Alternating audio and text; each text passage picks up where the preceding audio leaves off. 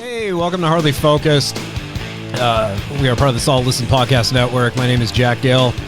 Very special installment that we're doing here. I am joined by a friend from the Solid Listen Podcast Network, Mr. David Baxter. Hello, sir. Hi there. I did not realize that those sounds were not edited in post or something. Oh, no. I do was everything. Like, oh, there's music playing. I do everything live. Yeah. I like to shock people. They don't expect that. Right. There's a whole intro. I feel like I'm at like a WWE or something like that. I've never had it equated to that before, but okay. It's just what I think of with like walk-in music, like either that or like stripper intro music. All right. I can definitely see stripper intro music. Yeah. One of my favorite. I watch The Simpsons like daily, and that's not. I'd say probably 60% of my vocabulary and things that I say I'll come from The Simpsons. And there's an episode where Homer becomes a boxer, like a WWE boxer, and Dredrick Tatum, the guy that he's going up against, who's supposed to be like Foreman, like George Foreman. He comes out, he walks out, and his walkout music is just some generic like rap song. I don't think they ever said what it was. And then Homer comes out to "Why Can't We Be Friends?"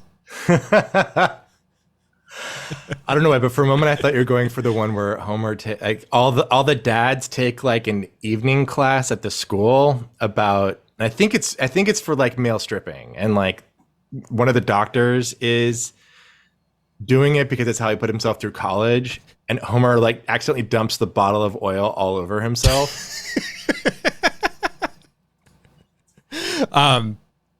That is that from a newer episode? Do you know? It's an older episode. Okay. Because I kind of stopped watching The Simpsons. Crap, now I can't remember like when exactly I stopped watching it, but at some point in my time I faded off of it. Yeah. But like all through college, one of my best friends and I would just like sit there and just like, you know, nothing would be going on, and all of a sudden one of us would go like, "This is what happens when I can't take my pills." Nice. Yeah. Has The Simpsons ever made fun of any of the Real Housewives shows? I'm sure they have. I definitely stopped watching after the Housewives took off. So I haven't really had a crossover there.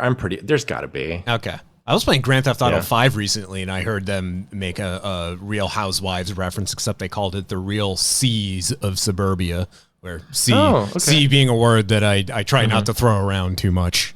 But you can probably guess what it is. But, well, I would love to talk more about The Simpsons, but that's not why we're here. We're here to talk about Real Housewives of New York City.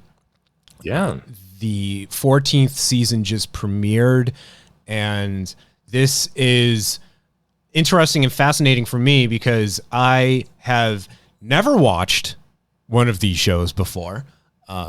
When my girlfriend Becky and I met, she is very much into these shows, and when I was, trying to entertain things that she likes and trying to find things that we could talk about, I'm like, all right, I'll watch some of these shows with you. And the first one she introduced me to was Vanderpump Rules, which is, well, it was one of the best shows on television.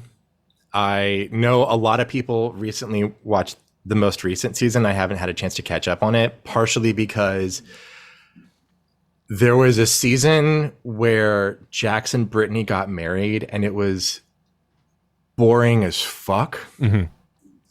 And then the season after that, they introduced like a bunch of new people, all of whom were boring as fuck except for Charlie.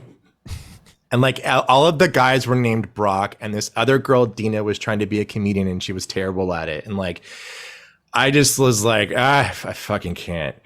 And then there was a season after that, and I didn't even watch that. And then Scandival happened. And so like for a long, long time, I was like, Vanderpump Rules was one of the best shows on TV. No, you have to watch it. You have to fucking watch it. And then Jax and Brittany got married, and I was like, I fucking can't.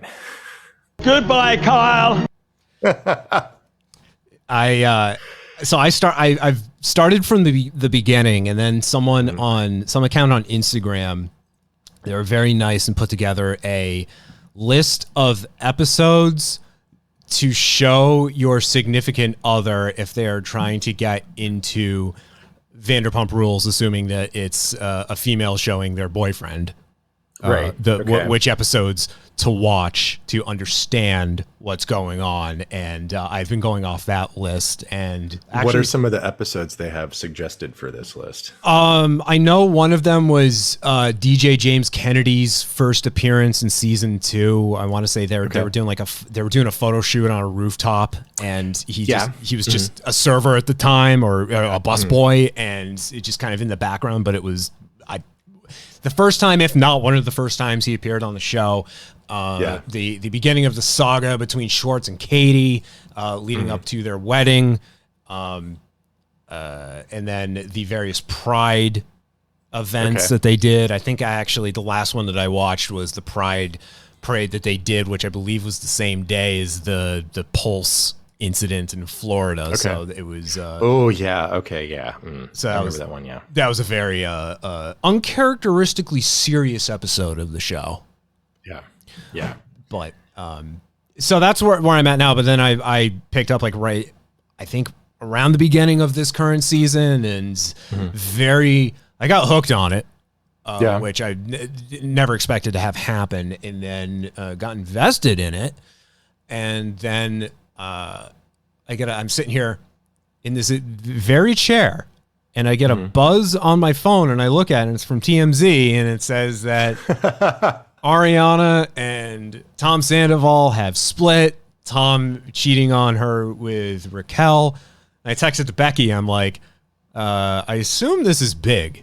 And Becky just responded with a bunch of letters in just a random order that did not form any sort of cohesive sentence. And that's how I knew, okay, this is big. This is very big. And it's like, it's so big that people who have no idea what the hell Vanderpump Rules is, that they're talking about it. Yeah. It's a little bit like, it's weird because actually they happened in a similar time, same year, I guess. Because, the show released at the same time, or almost the same time. The Colleen Ballinger thing. Yes. Which has also escaped the world of those of us who just are online all the time. Right before Colleen Ballinger, this one other YouTuber named Illuminati got called out for a lot of stuff. And, that never left the YouTube blogosphere. The people who talked about it were the people on YouTube. It was a big fucking deal, but it kind of stayed within its bounds. But Colleen Ballinger and Scandival left their own orbit and are on the news, and people who have never heard of this shit are talking about it, and they're all, it's what's your opinion on Scandival? It's I have some more, it's kind of bizarre because normally that doesn't happen. There's this great video of this woman interviewing people on the street, showing them all pictures of, I believe it's a picture of Sandoval. If I thought ahead of time, I would have queued up the video and played it for you. So this might be a lot of just, conjecture here, but it's a picture of Sandoval, woman showing people all these pictures, do you know who this is? And they're just no, I've never seen him before. I've never seen it. And then there's a couple of women who are oh yeah, it's Tom Sandoval. He sucks. And then there's just this one random guy that they show it to, because they show it's a mix of women and men, and the men obviously have no idea who it is until you get this one guy who just goes, yo, that's Sandoval. Man, he sucks.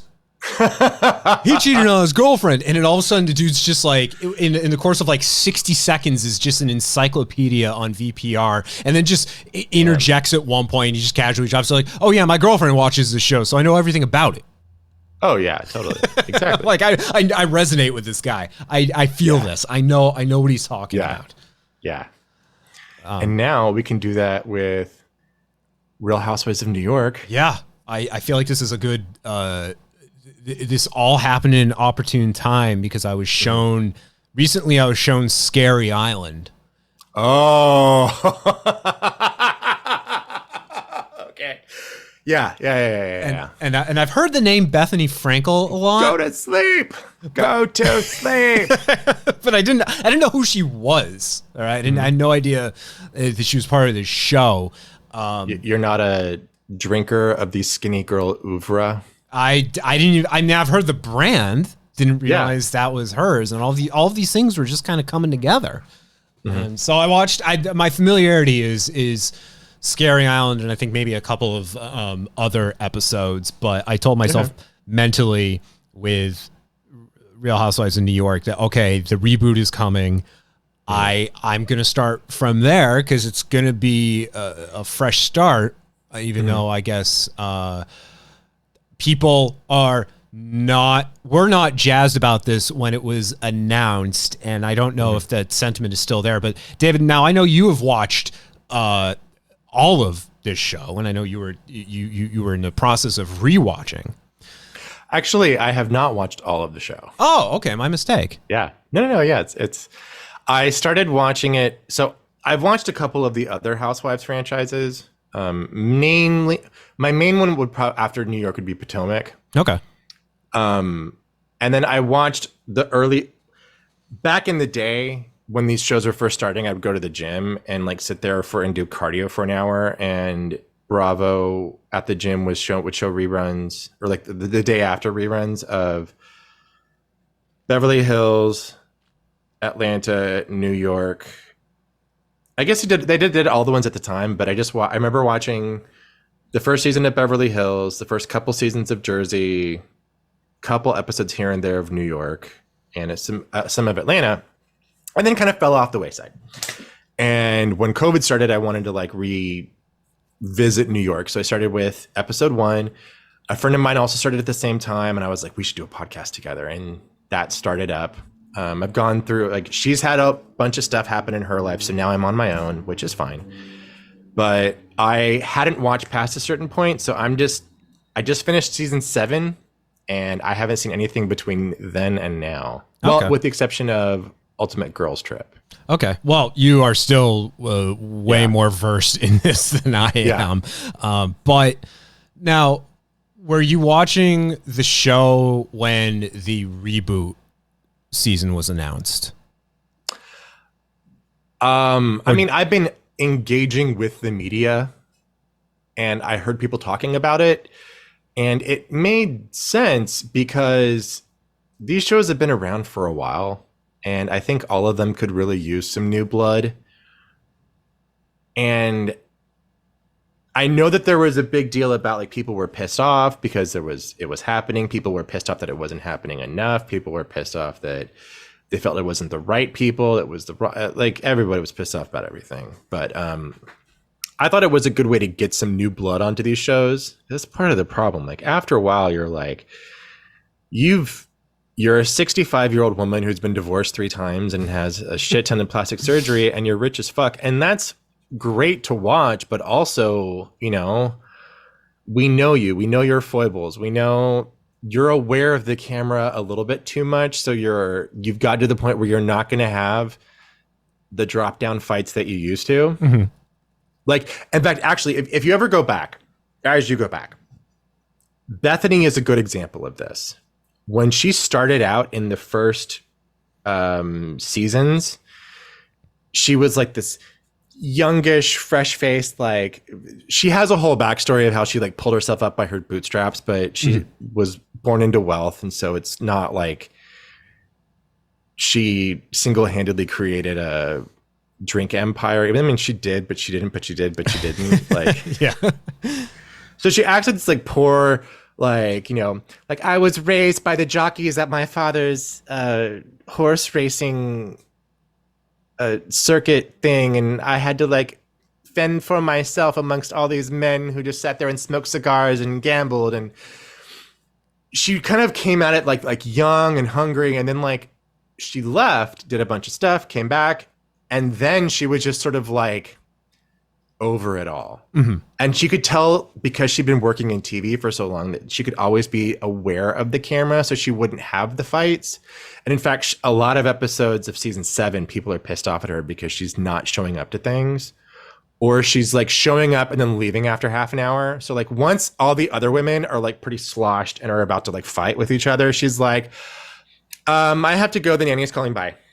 she dips, as it were. She Yeah. dips out. Yeah. Yeah. So would you prefer a show like Real Housewives to have an older cast or a younger cast like the reboot has? It's less about the age of the cast and more about how media savvy they are. Okay. I think the biggest, it's like, a good example on Real Housewives of Potomac, there's this woman named Karen. She's also known as the Grand Dame. I love her because she lives in her own world. She comes on social media occasionally. She drops a couple like, hey, here's a good picture of me in a ball gown, whatever. But you can tell this is a woman who's like, she met her man, she got her money, she had the kids, and now she's like living her best life and she doesn't give a shit. And I kind of prefer that. So they're not coming out with like catchphrases, and they're not gonna like they're not coming into the season with the catchphrases and the merchandise and the things and the this and the that. Like when you're too aware, so if you can be young and stupid and you can be old and stupid, and as long as you're like not calculating, I prefer that. Okay. Yeah, that's something that I guess people were largely upset about with the reboot when it was announced, because this new cast they're primarily social media influencers, and they're not necessarily socialites. Like they might be connected or married into money, but otherwise their fame is coming from social media. But I mean, it's 2023. That's how it is now. I mean, that's a lot of. I mean, we were just talking about Ballinger earlier, and her whole thing was YouTube, right? Like that's where her fame comes from. If someone would be like, who's Colleen Ballinger? YouTube. She's a YouTube star, or I guess if you want to call it that way. That's just that's how people make their money now. I mean, it's cringy. Mm-hmm. Oh my God. I was somewhere where some kid was like, oh, when I want to grow up, I want to be an influencer on Instagram. Like, what the fuck? No, man, that was just something I thought happened by random, like happenstance. Like you just figured out the algorithm, and you figured out what to do to bring in the views and get the followers, and now people are making it like their career aspirations. What? We're living in the wrong timeline. What's kind of funny about that too is both with this season, the season that I just finished up, and also like tying into all that. So here in this episode, we saw a couple people, especially the Psy lady, who are at that Instagram level of like, I mean, I've never fucking heard of her, so I don't know how big she is, and I don't want to be all like, if I've never heard of her, who the fuck cares? But like at the same time, I'm not that much on Instagram, so maybe she is, I just don't know. But seeing her as like an established influencer and hearing these women talk about established influence culture compared to this past season, season 7 on Real Housewives of New York, there's this one woman, Kristen Takeman, who's kind of just very much a bored ex-model housewife. So she doesn't really have a day job. Her husband makes the money. She has 2 kids that she's taking care of, but she also has a nanny. And so she's like 35 ish, and she spent like her 20s modeling, and now she's kind of like, what do I do? So she's starting to like, you see her dipping into like fashion blogging and Instagram stuff, and it's like you kind of see the beginning of this, and a lot of it's just like she is a bored housewife who has the funds to go do that. And I guess this is the outcome of that, but it's kind of interesting seeing the beginning, middle, and end of that life. I won't say that, but not the end of that life, but like it's like that's where these women probably started, was like they have a rich husband and they take pictures of their shoes, and they're able to do that. You said you're not on Instagram. I mean, I am, and I have screwed up my Instagram feed and my algorithm, but I'm also like not mad about it because when I go on Instagram now, it's just nothing but pictures of Hayley Williams from Paramore. And and I'm like, you know what? I'm not mad about that. Yeah. It might be a problem that I should probably talk to someone about, but I'm not mad about it. But it also means that it's just like, you're talking about, you know, Psy and being an influencer. I'm like, I've never heard of this person before. Yeah. I've never heard of half of these influencers. I mean, not just like on this show, but a few years ago when that Firefest thing happened and they were using all the influencers to promote the festival. And at the time I'm like, I don't know who any of these people are. I think one of the various Jenners, Kardashians was involved. And I'm like, okay, I know her, but I don't know any of these other people. I do now because they've all had their degree of fame since then. But at the time I'm like, I've never heard of any of these people and they've got millions of followers. Yeah. Like, what am I doing? The last thing I'll say on influencers is recently I was at a show. And it was like an immersive show. So it's like, you know, immersive theater, walk around, the actors talk to you. Isn't it great? Doesn't you feel like, But afterwards, one of the guys, there were these two ladies who afterwards we were like, oh, they're Instagram models. And then one of the guys in the show had this look of like, you could just look at him and be all like, oh, he's done male modeling. Like he has that, like that Sandoval, like Jax, like, oh, you fucking done male modeling. Yeah, God damn it. So after the show, the three of them are like chit chatting, and then they decide to get like pictures taken together. And he had like his pose where like his hands are in his hands are in his pockets, and his chest is pulled back and his hips are forward, and he's like got his like jetting his head, and the girls are like doing this like weird head bird thing, and it was like, oh, this is total like Instagram get your best angle like posing. And we were just like watching this. It's like that Instagram thing of like influencers in the wild. Yeah. I was I've only been witness to that once. And I was in Vegas a couple of years ago, and I went to the it's an installation outside of the city. It's in the desert. It's a bunch of like rocks, painted rocks that are stacked on top of one another. And it draws in a lot of people. But while I'm out there, there was some like, I want to call it a photo shoot. I don't know if that's what you call it when it's a bunch of influencers gathering around, just posing. But they were like, it was a production. Like, they didn't have like any equipment up. They didn't have like lighting or anything, but there was a solid gaggle of people there, just all centered around these like 2 or 3 women who were just, and the women were silent the whole time. It's just saying they're just doing different poses in front of the rocks. And I'm just looking like, this is what it looks like. I'm actually seeing one of these things in the wild. Like I've always wanted to see a tornado. Right. Like I've never seen one. I've always wanted to see one. But I saw a bunch of influencers doing photo shoots. So I guess next best thing. Yeah. It takes a lot to look this.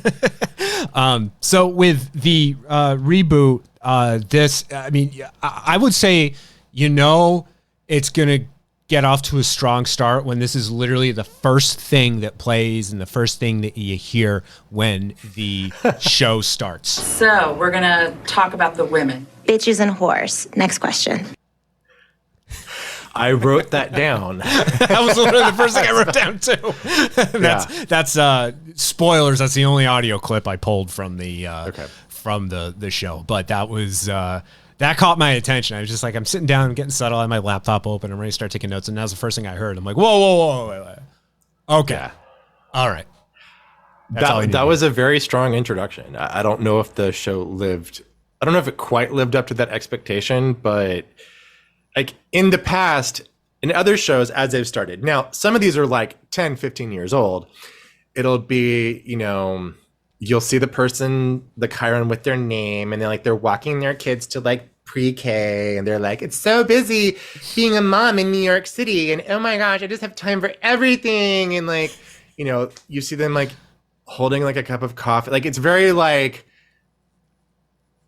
human interest expose sort of a thing. Yeah. This was bitches and whores is what we opened with on this one.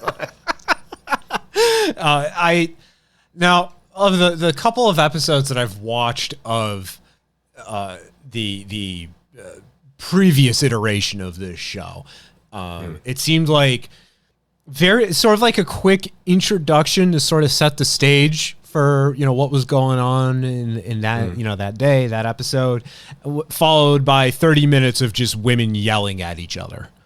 Yeah. And so that was honestly my expectation going into this first episode of season 14. And that things seemed like they were very low key, all told. Yeah. I wonder if they're sort of setting up to build up onto things. Now, part of this, I think, is, I don't know. I wonder if they're like trying to run with or subvert expectations, because example, like the first season of New Jersey, this, all of the promotional material was like, we're a family. Come see us because we love each other and we're all related and we're just a family together. And like, we have no connections to the mob, even though we're from New Jersey. We're just a big family who loves each other.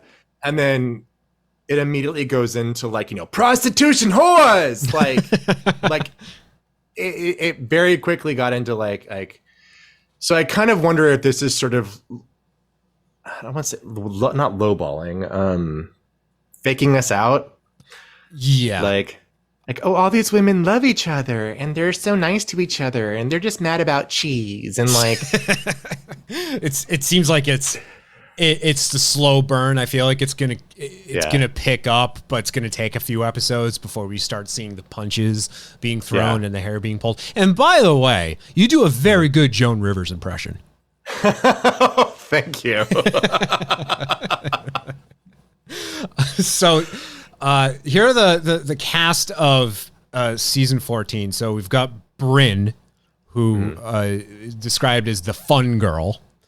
Yeah. You've got Jenna, who was described as the boss bitch. And I will probably reiterate this later on in this recap, but Jenna terrifies me. The very first thing that I wrote down about Jenna is that some people listening to this will get this. Other people will think I'm talking gibberish. But there's an episode of Sex and the City where Charlotte falls into play with this like club of high-powered executive lesbians. And she pretends to be gay to like continue to have lunch with them and hang out with them. And then they realize that she's not gay and they get very, very mad and kick her out. Jenna is like airlifted from that episode.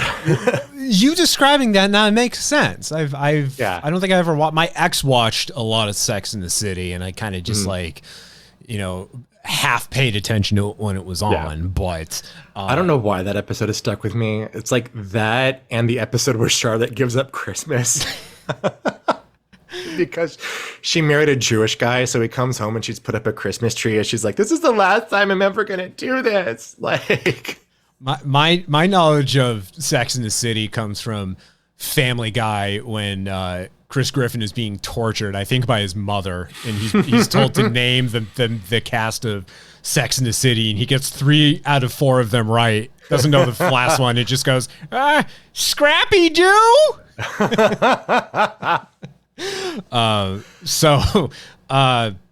Jenna too. I was also getting vibes. I was getting Miranda Priestley vibes, knowing her background. I mean, they didn't really explain.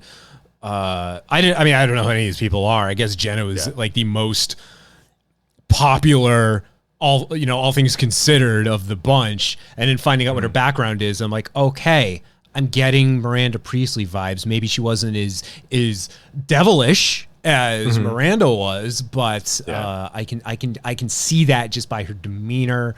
The fact that she's like 6'5". Yeah, so that's why I'm scared of what's going to happen around her. She looks like she'd be really good at like using your middle name in a quiet way. Yes. You have Jessel, who's the publicist who reminds everybody that she's a publicist. Sai, who we talked about, who's the influencer. Uba, who I think is going to I will say, before we get I wrote this down about Sai. Okay. And I can't tell where I really feel about her because she reminds me of Kristen Chenoweth, and I can't tell if I think that's a good thing or a bad thing. I like Kristen Chenoweth. I mean, I know. I think the most I know her from is The West Wing, but she was really good on The West Wing. Okay. But why? Now I have no. I mean, just that's literally all I know of her. Not enough, I think, to make the comparison. But why do you think Sai reminds you of Kristen Chenoweth? For one thing, there's like the shape of both of them. Okay. They both kind of have a similar shaped head, and they're both like tiny little hobbit people. Okay. I'm glad you said that because I'm like, there's two things about Kristen Chenoweth I know: The West Wing and the forehead. Yeah.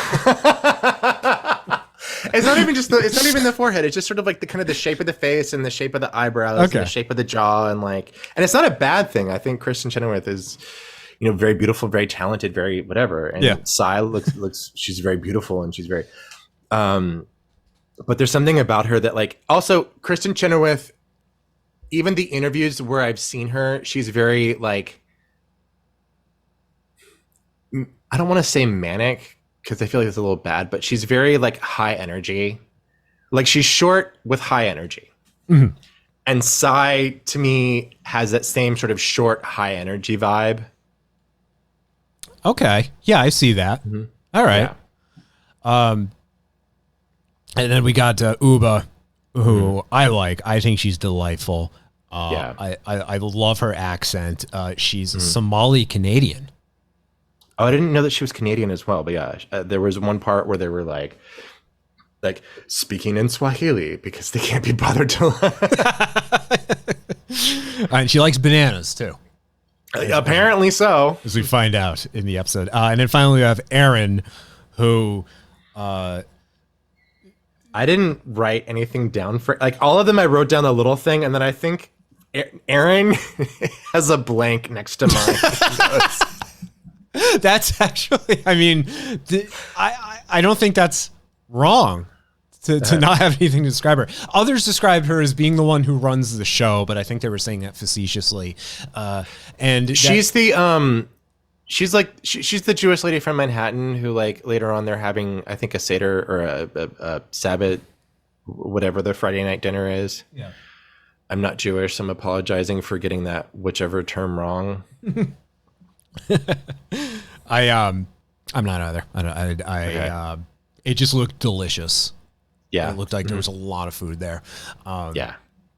If I got this correctly, she says and likes to remind people that she's a, quote, true New Yorker, but others will be quick to point out that she's not from New York. Okay. I didn't realize, because I heard her talking about I was born and raised in Manhattan, and I said I think she said her family is Israeli, and she kind of implied that she was born in Manhattan and everyone else is a tourist. But there were also, I had a lot of questions about her because at another point in time, she talks about how she's been married for 10 years and she got married at 25. And I was like, you're 35? Yeah. Okay. So you're right. Actually, she born and raised in Manhattan. I feel like when she said that though, that someone else jumped in and was like, bitch, you're not from New York. They're very quick to put her down about it, unless they were talking about someone else. Yeah. I don't know if I honestly, there's from New York because there's people who there's the from New York are the people who live over by, oh God, what the fuck is that? There's this private garden over near Madison Square Park. Okay. That you have to have a key to get into, and it's it looks like it's straight out of 70s Better Homes and Gardens. So I'm always well, the only thing about it is that it has a gate, so who cares? But it's in a hoity-toity area. It's just north of 14th Street. It's in the 20s on the east side, and it's rich people. It's below Murray Hill. Why am I blanking on the name? Anyway, So there's like that where it's like, oh, it's, you know, there's like that whole like Gossip Girl from New York. And then there's like Jenny from the Block, New York. And I'm sure you can make a case for like the Gossip Girl New Yorkers are just as much as New Yorkers as, you know, even the most Staten Island of Staten Island, or well, I don't count Staten Island. Even the most nobody counts Staten Island. Yeah.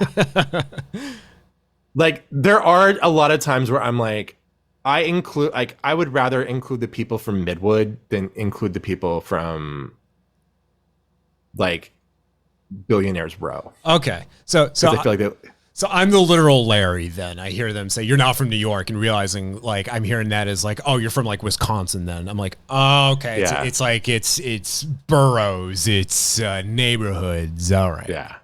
Okay. I don't think it's quite something like I'm saying I don't know much about Boston, but if like what's an outskirt of Boston, like Braintree? Yeah. If somebody was from like, oh, I'm from Boston, and you found out they're from Braintree, would that be like a? It's funny you say that because I go to California a lot, and I always end up when I'm out there running into just people that I just like will strike up conversations with in various settings, and they'll ask me where I'm from, and I'll say, oh, I'm from Boston. And they always kind of give me a look, and same thing happens every single time. Yeah. They give me a look and go, no, where are you from? And then they'll be like, I've got family in Massachusetts. They live in Winchendon. Where are you from? And it'll be like, Worcester. And they're like, oh, my cousin lives in Worcester. I'm like, small world. Okay, of course. Yeah. Here I am on the complete opposite end of the country, and here we are talking about locales, small towns and small cities in Massachusetts. So it's like, okay, so it's like that. Yeah. Like you're not. I was going to say it's a little. I don't think it's quite like that. I think it's more like, I don't know, if somebody was like born and raised in Yale. Okay. Not Yale, Harvard. Why am I? The other one. Yeah, the other one. If somebody had like their parents were like worked at Yale and they lived on, I don't know, do Yale people live on, or the Harvard people live on? All around, I'm making up things in my head. But like that idea of like somebody who is like, yeah, sure, you might have been born and raised in the city, but you've never ever used the subway, sort of a thing. Okay, yeah. I get it now. All right. That's how I kind of took that. Either that or like she was born in New York, and when they were 5, they moved to like Westchester or something. Okay. But since apparently her whole family is still in the city, I guess that's not the case. Okay. That makes a lot more sense. All right. Mm-hmm. Right after they do the intros for everybody too, the first thing that they show is a dog drinking coffee out of its bowl, which that was I think that would kill the dog if I'm not or being kill your too rug. aggressive. That too, yeah. That doesn't I don't know, something about that just doesn't sound right, but what do I know? And very quick to establish too that Brynn and Sai are very close. And if I remember now, I think Sai's got a family, right? Yeah, Sai has a family. I think Brynn is the only one who doesn't. Brynn is the only one who does not have kids. I think both Brynn and Jenna are. Well, I don't know about Uba. I don't know if they should. I don't know if they said if Uba has kids or not. Yeah. Brynn, it looks like she's not married and doesn't have kids. Jenna has kids from her previous relationship, but is now single. Yeah, she's single, and I think she has a 15-year-old. They showed a very quick photo of Jenna and her son in front of Hamilton. Because Brynn, I guess, is very envious of Sai. She wants Sai's life, in her words. Yeah. While she's sitting there wearing a dress with a weird over-the-shoulder thing and like some really big hair. And then you have Jessel, who her life just seems like an absolute nightmare with the twins. I don't have kids. I live vicariously through all of my friends' kids. While I just sit back and say, like, look, let's all hang out together. Let's spend an evening together.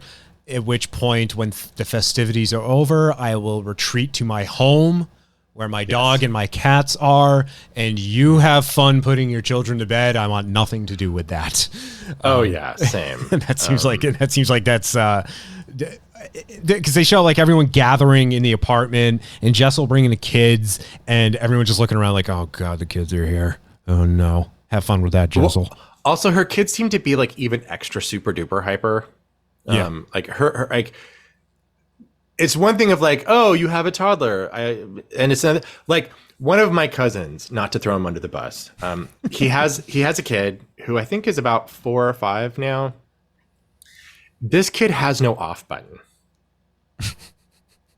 They usually don't. But no, like I mean, like even some of my other cousins who have kids, like their kids generally kind of calm down. This kid, like, and I mean, he's sweet as pie. And I love all of them, but like this kid, he is so much to deal with that both of the parents have been like, we thought about having another child, but we cannot handle bringing that in because there is no way that we can handle this much, you know. And I think he might be ADHD or something. I mean, there's a lot going on there, and like I mean. The two of them with one kid, they're fine. They're able to handle it. They're like, okay, sometimes we get overwhelmed, but we know what we're doing. So we're probably not going to have any more kids because this is our limit. But that's very different from some of my other friends' kids who are just kind of like, you know, like, let me just sit here and eat my graham crackers and read a book.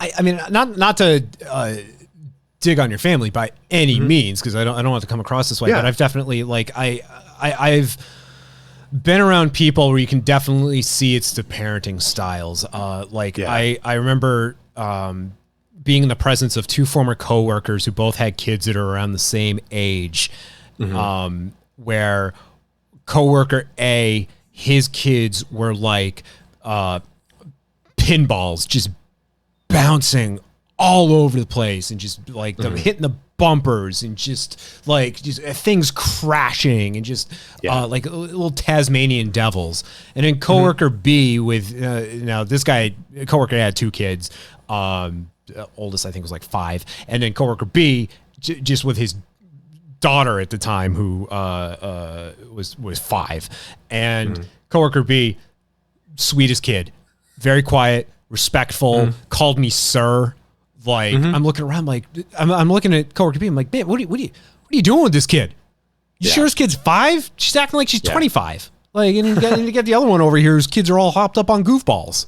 Yeah, like, what the hell? I do think there's a bit of there is a bit of rolling the dice.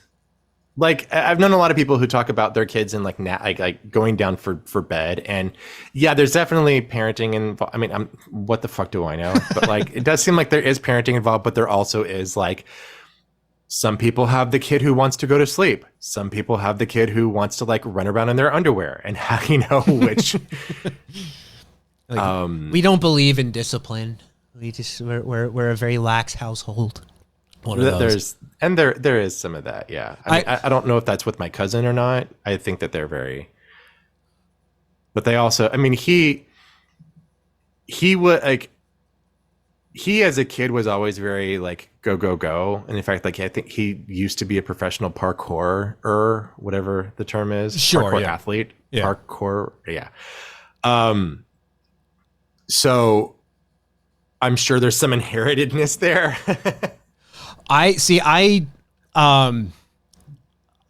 I'm all over the place, and I have my moments of bouncing off the walls. But my upbringing, my parents, my mother especially, was the type to be like, "What did I tell you about breathing?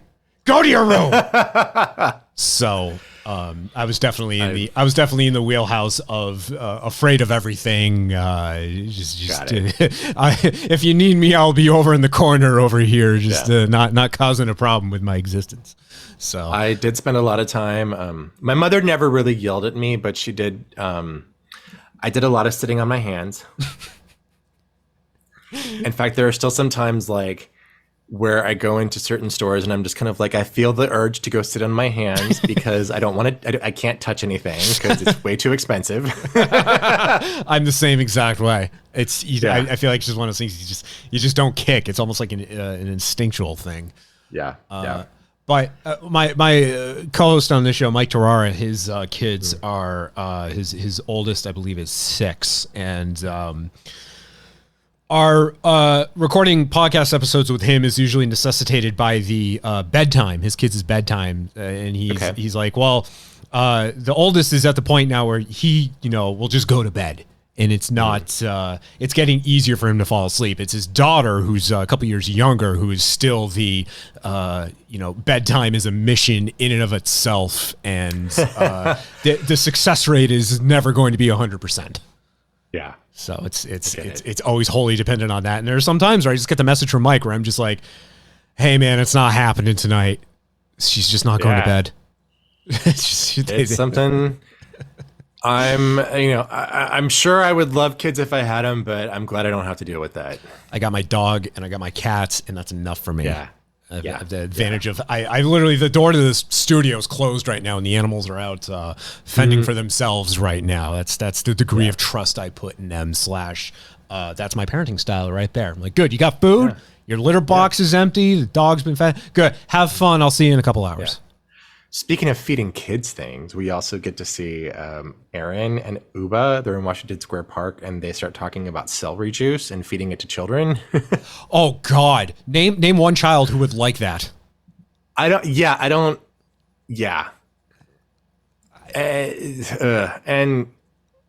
the way she described it was that her kid drank her celery juice, like she had a thing of celery juice on. And the only way I can really see that is if the kid was like, I'm going to be like mommy. I mean, that's usually where it comes from. And then kids will always sort of develop like weird tastes. Like they'll, I saw this in a commercial. I feel like it was actually a commercial that played during this episode, during this broadcast, where I think it was for Shake Shack. And it was like a kid drinking a milkshake, and someone, like his mother, telling him that shake is made with like peppers and like different kinds of fruit and vegetables. And the kid like all of a sudden looks up like, my word, woman, what have you been feeding me? And then she goes, can you taste it? And he's like, no, not at all. And it's like, because it's like a 100% plant-based shake that they just introduced. Okay. But like, yeah, kids will just sort of gravitate towards like weird things. And as long as like, sometimes, if they find out what's in it, then they'll all of a sudden be like, well, now I hate this. It's the worst thing in the world. But it'll also be one of the short-lived things, too, where they love the taste of it right then and there. You try to introduce it to them later on. Be like, remember you tried this. You love this. And they're like, no, I don't remember this at all. This is disgusting. Yeah. I'm not doing this. Yeah. I mean, I do remember, I now as an adult, I don't particularly like avocado. I'll eat an avocado. I'm not a big fan of guacamole. But my mom talks about how when I was a kid, I would just eat avocados by the bunch. Just like, she'd slice them up and I'd be just like, See, now I remember my grandmother, God bless her, she'd make me peanut butter and jelly sandwiches. And for a period of time, I'm like, this woman makes the greatest peanut butter and jelly sandwich I have ever eaten. And like, it's all I ever wanted to eat around her. And I'd just be like, I'd house one, but more please. And it just, I loved them. And then one day she reveals to me the secret ingredient where she would slather butter on both sides of the bread before putting down the peanut butter and jelly. And when I heard that, I'm like, no, thank you. Nope. Interesting. Nope. I don't like that. I wish you didn't tell me that.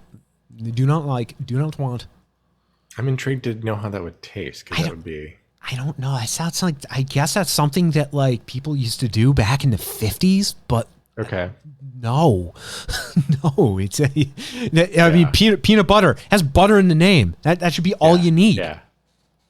I guess just like I've put a lot of interesting things together with peanut butter.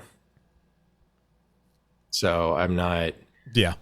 There was a point in time where I think I was like 12 and I used to really be into peanut butter and pickle sandwiches.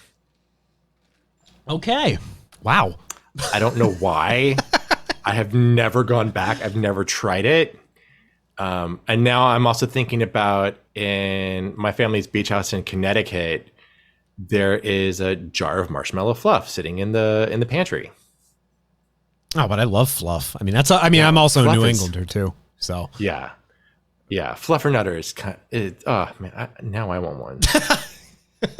I haven't had one in a long time. It's like sort of a Pavlovian effect. You said that. I'm like, kind of want one now. Yeah, exactly. So, Bryn sees Jessel's kids. She starts second guessing herself. But you never know. I mean, obviously people's tunes change, and Bryn also. I think she's the youngest one of the. Is she the youngest one of the bunch?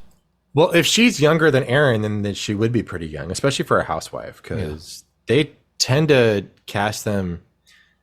Mid-30s tends to be kind of like young for a housewife show, usually because they're looking for people who are somewhat established. But she's. I mean, she can't be. She has to be older than 30 because she talks about like being an influencer in 2005. Yeah, and she might have been joking, but at the same time, like it's been her mental time frame. Either she's referring to things that she never had anything to do with, or she was 14, if she is under 30. So thanks to WeGotThisCovered.com, Bryn, born in 1987. So that makes her 36 years old. Aaron, also 36. And I don't mean to be ageist here, but one of them doesn't look like they're 36. Yeah. I get it. I'm encroaching on 36, and people usually look at me and be like, I've never seen a 12-year-old with a beard before. So it's the life I live. I'm 6'3", so everyone has always thought I've been 45 since I was 10. Usually you walk into a fast food place and they offer you the senior discount and be like, yeah, basically. Man, I'm coming from school. Yeah. So then we see Aaron, and this is what we learn about the way I interpreted it. Aaron is the one who's got a problem with everybody. Okay. And in this case, she's upset with Bryn and Cy because they were all supposed to go out to dinner together. And I guess Aaron got ditched. Yeah, she got ditched. Now, when they were first discussing this, because they bleeped out the name of the place they were supposed to go to, it was like a short name. It began with a C. And later on, both here and later on, Aaron says like, yeah, it's a bit old fashioned, but it was the only place that would take all of us. Bryn starts talking about like, well, it's like I wouldn't have been caught dead there in 2005, let alone now. So my first thought for some strange reason was Carmine's, just because it's like, it used to be a fancy place and now it's like where you go, right before you're going to go see the Lion King with, your father-in-law that you brought in from New Jersey. According to Reddit, people are thinking it's some place called Catch. Okay. Which I've never heard of. It's apparently a seafood restaurant. I am not a fashionable influencer, so fuck if I know. The main thing that I know is they keep mentioning Casa Cipriani's, which is Cipriani's is kind of like a thing in Real Housewives of New York. And also whenever they talk about it, I think of Anthony Bourdain basically saying the food is shit. And the only reason to go there is because other rich people go there. So just one rich person to show up another rich person by saying like, look, I can go here too. Yeah, like anybody who's seen it got the Cipriani's, even though like, it tastes like utter crap. It's funny that you're pronouncing it differently is funny because I grew up on the Grand Theft Auto video games, and one of the characters in a couple of the games, Tony, I've always pronounced it Cipriani, Tony Cipriani, but in all the games, people say his last name differently. There's people would be like Tony Cipriani, Cipriani. It's never said the same anywhere else, which leads me to believe either that's an in-joke because there's like no one can pronounce it correctly, or it has multiple pronunciations and all of them are acceptable. Well, I always thought it was Cipriani's, and maybe these are like two different places that people are talking, or multiple different places that people are talking about, but I always thought it was Cipriani's, especially when people talked about it back when it was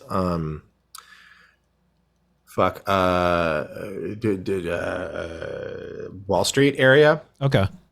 And then now it's up by Grand Central. And I've just seen different people pronounce it different ways.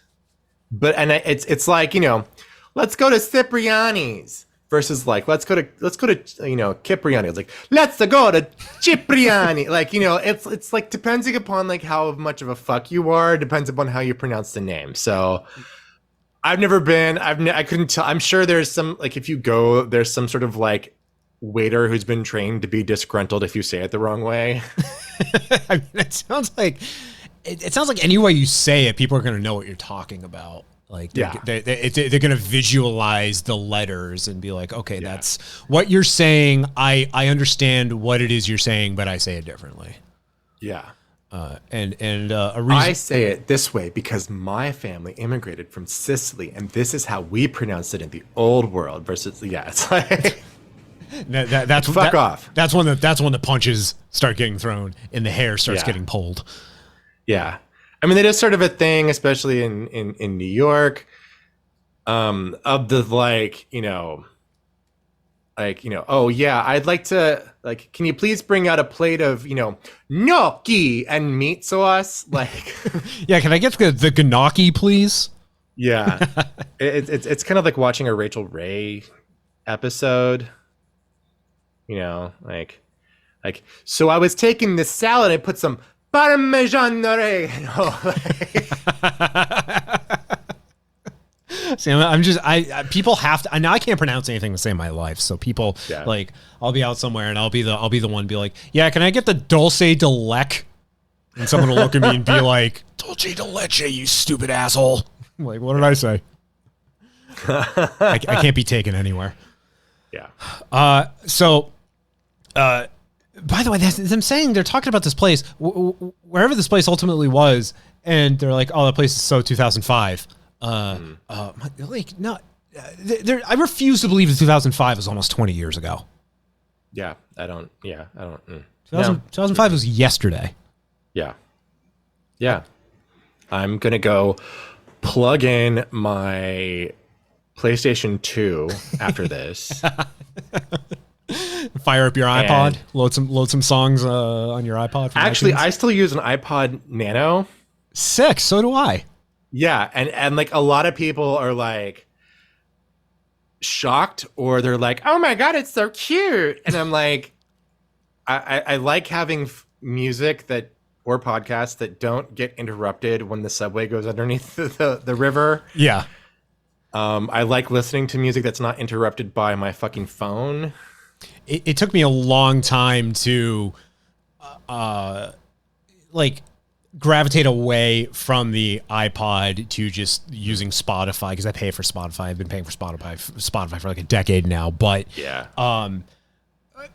just my reliance on that. But I still like having I still like to buy albums, and I'll still load them into my computer, into my music library, and I like having a device that I can then transfer it all over to, because you just with the age of streaming that we now live in, nothing's going to be forever, and one day all these things could just disappear off of Spotify, or you never know, you could be somewhere out in the wilderness or on a plane, and you don't have access to that.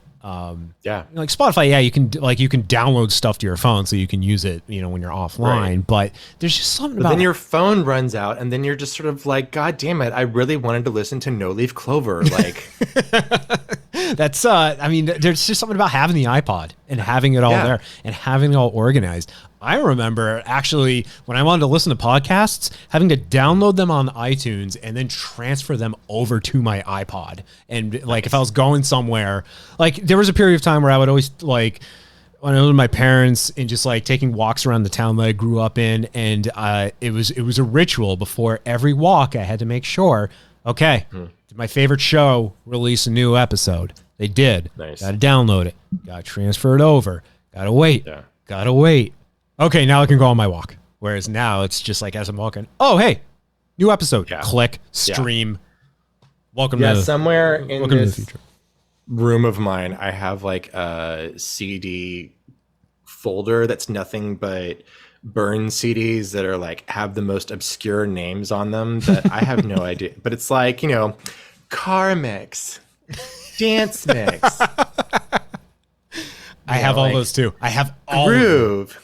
I have all of them that I used to make when I was a teenager. And what's comical about them is it's the poor quality songs that I downloaded off of LimeWire that have like the little beep sounds in them and the skips. And there's some songs that I like, Mr. Jones by Counting Crows, where the version that I had that I got off LimeWire has a skip like right in sort of like that slow breakdown part of the song in the middle.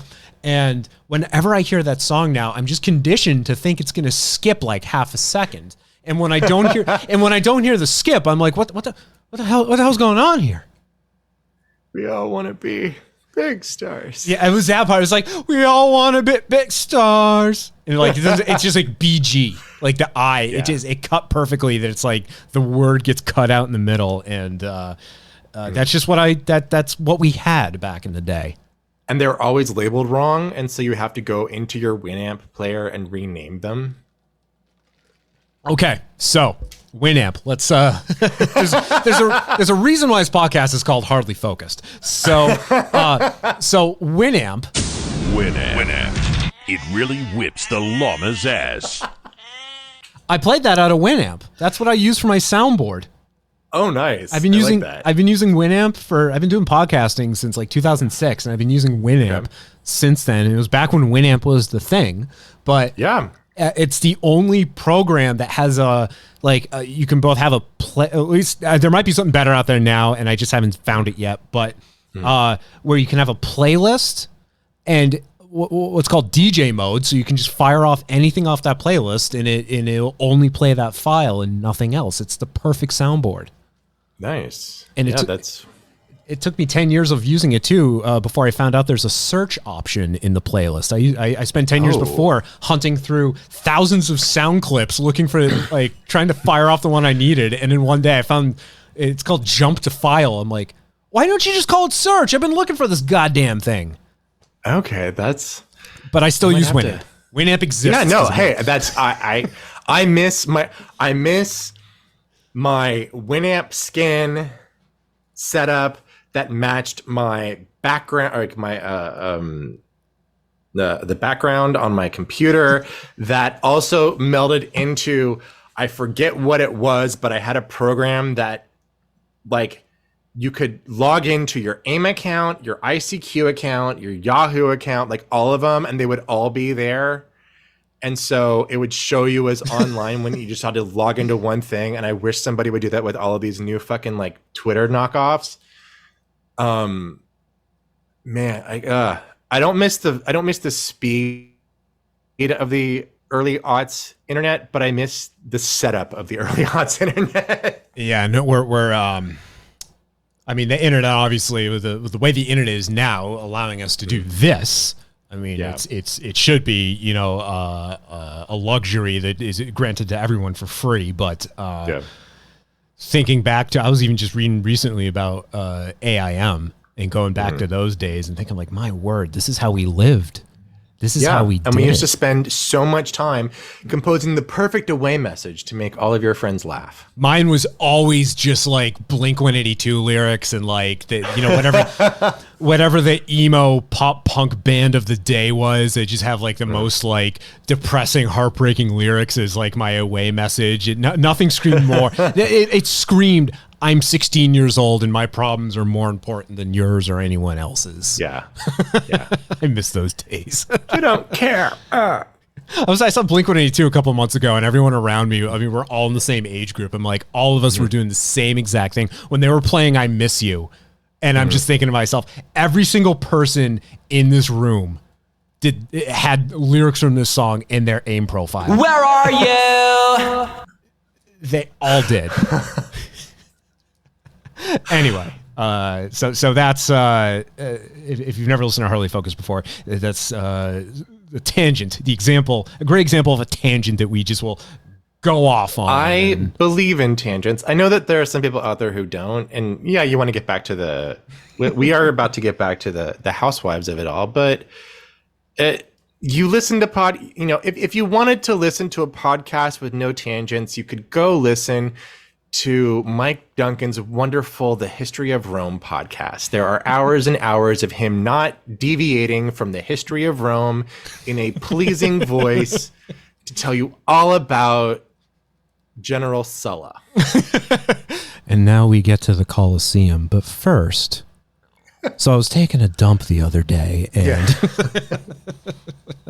I doubt that's ever happened. And I'm just guessing it's got that sort of like soft-spoken NPR voice as well. It really does, yeah, but it's like, but first, I would like to tell you about my new Helix mattress that the History of Rome kiddo. I like Mike Duncan. I've interacted with him on Twitter. I don't want to this is not me making fun of him. This is making fun of this is saying, this is not that podcast. No, it's not. Mike Duncan, if you're out there listening, I'm sorry. I don't mean to I did actually have him one time. He was talking something about singing, and I was like, "You actually have I don't know how, but I heard I don't know why, but he recorded 30 seconds of him singing this song, Amsterdam, the Jacques Brel song." Okay. And sent it to me and a friend of mine because I was like, "No, you have the right type of voice for that gravelly whiskey over teeth type of singing."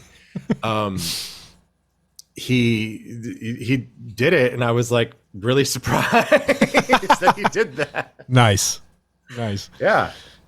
Well, before we wrap up, what is the first segment of the episode, the Real Housewives episode? We get introduced to Jenna just before they go into the first commercial break, and now this was my first time seeing Jenna. Wasn't familiar with her at all. Jenna Lyons. Again, I think she was probably the most prominent figure on the show because of her background, because she worked for J. Crew, and she was very, very high up at J. Crew. And this is as well as making Miranda Priestley references earlier, but it's because she was in that level of the power at J. Crew. She's very proud of her time working there. She spoke a lot of khaki. She spoke highly of Michelle Obama on the Tonight Show with Jay Leno. And that's my baby up there. And her cardigan, in that cardigan, that cardigan is my baby up there. So I see you're wearing a cardigan, and could you tell us who made your cardigan there?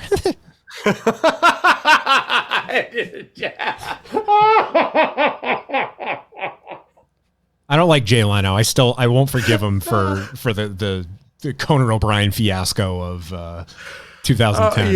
That was So I will if I see that man's name, I immediately just launch into a. Did you hear about this one? So, it's a very good Jay Leno. Thank you. Take that, everyone else. He said it was a good one. But so Jenna, very proud of her time at J. Crew, and also a freakishly tall woman. Yeah. Oh my! She's like Allison Janney tall. Yeah. And don't we first like really meet her when she is at Jessel's apartment? And Yes. Jessel's like cleaning shit up. Yes.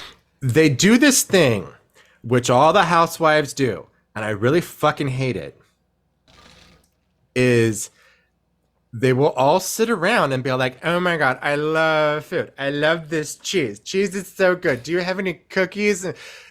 Carol on New York in season 7, like she's like, I love pasta. It's so good. I love pasta. And she's like fucking it. She's a fucking twig. And I'm not saying that you can't be a twig and eat.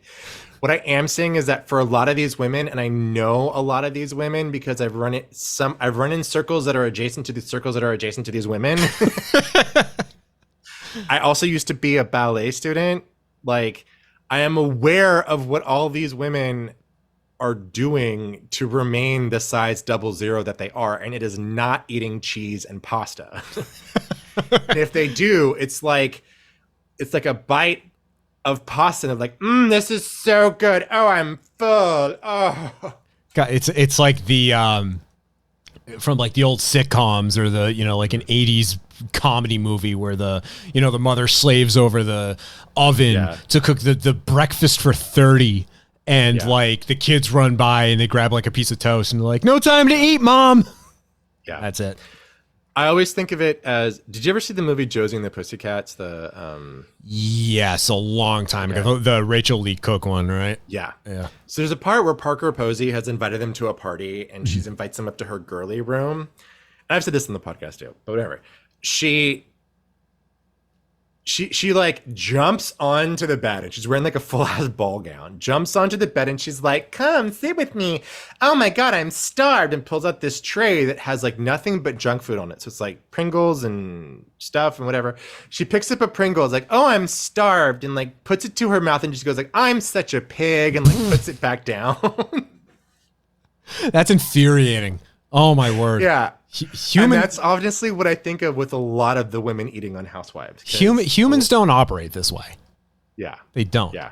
I mean, I just read I'm Glad My Mom Died by Jeanette McCurdy. And no, her character on iCarly was known for being like kind of like the jughead of the show, where just sort of like a bottomless pit, just eating everything. Where in reality, that poor girl had like the most severe of eating disorders. And that's like now when you said, now you don't have to go elaborate on this when you're talking about like what the, you know, the models and the, you know, the skinnier individuals, you know, how they maintain their figures and their appearances. God, I hope it's whatever they're doing is at least healthy. It depends upon the person. It depends upon the year. It depends upon, but yes, I agree.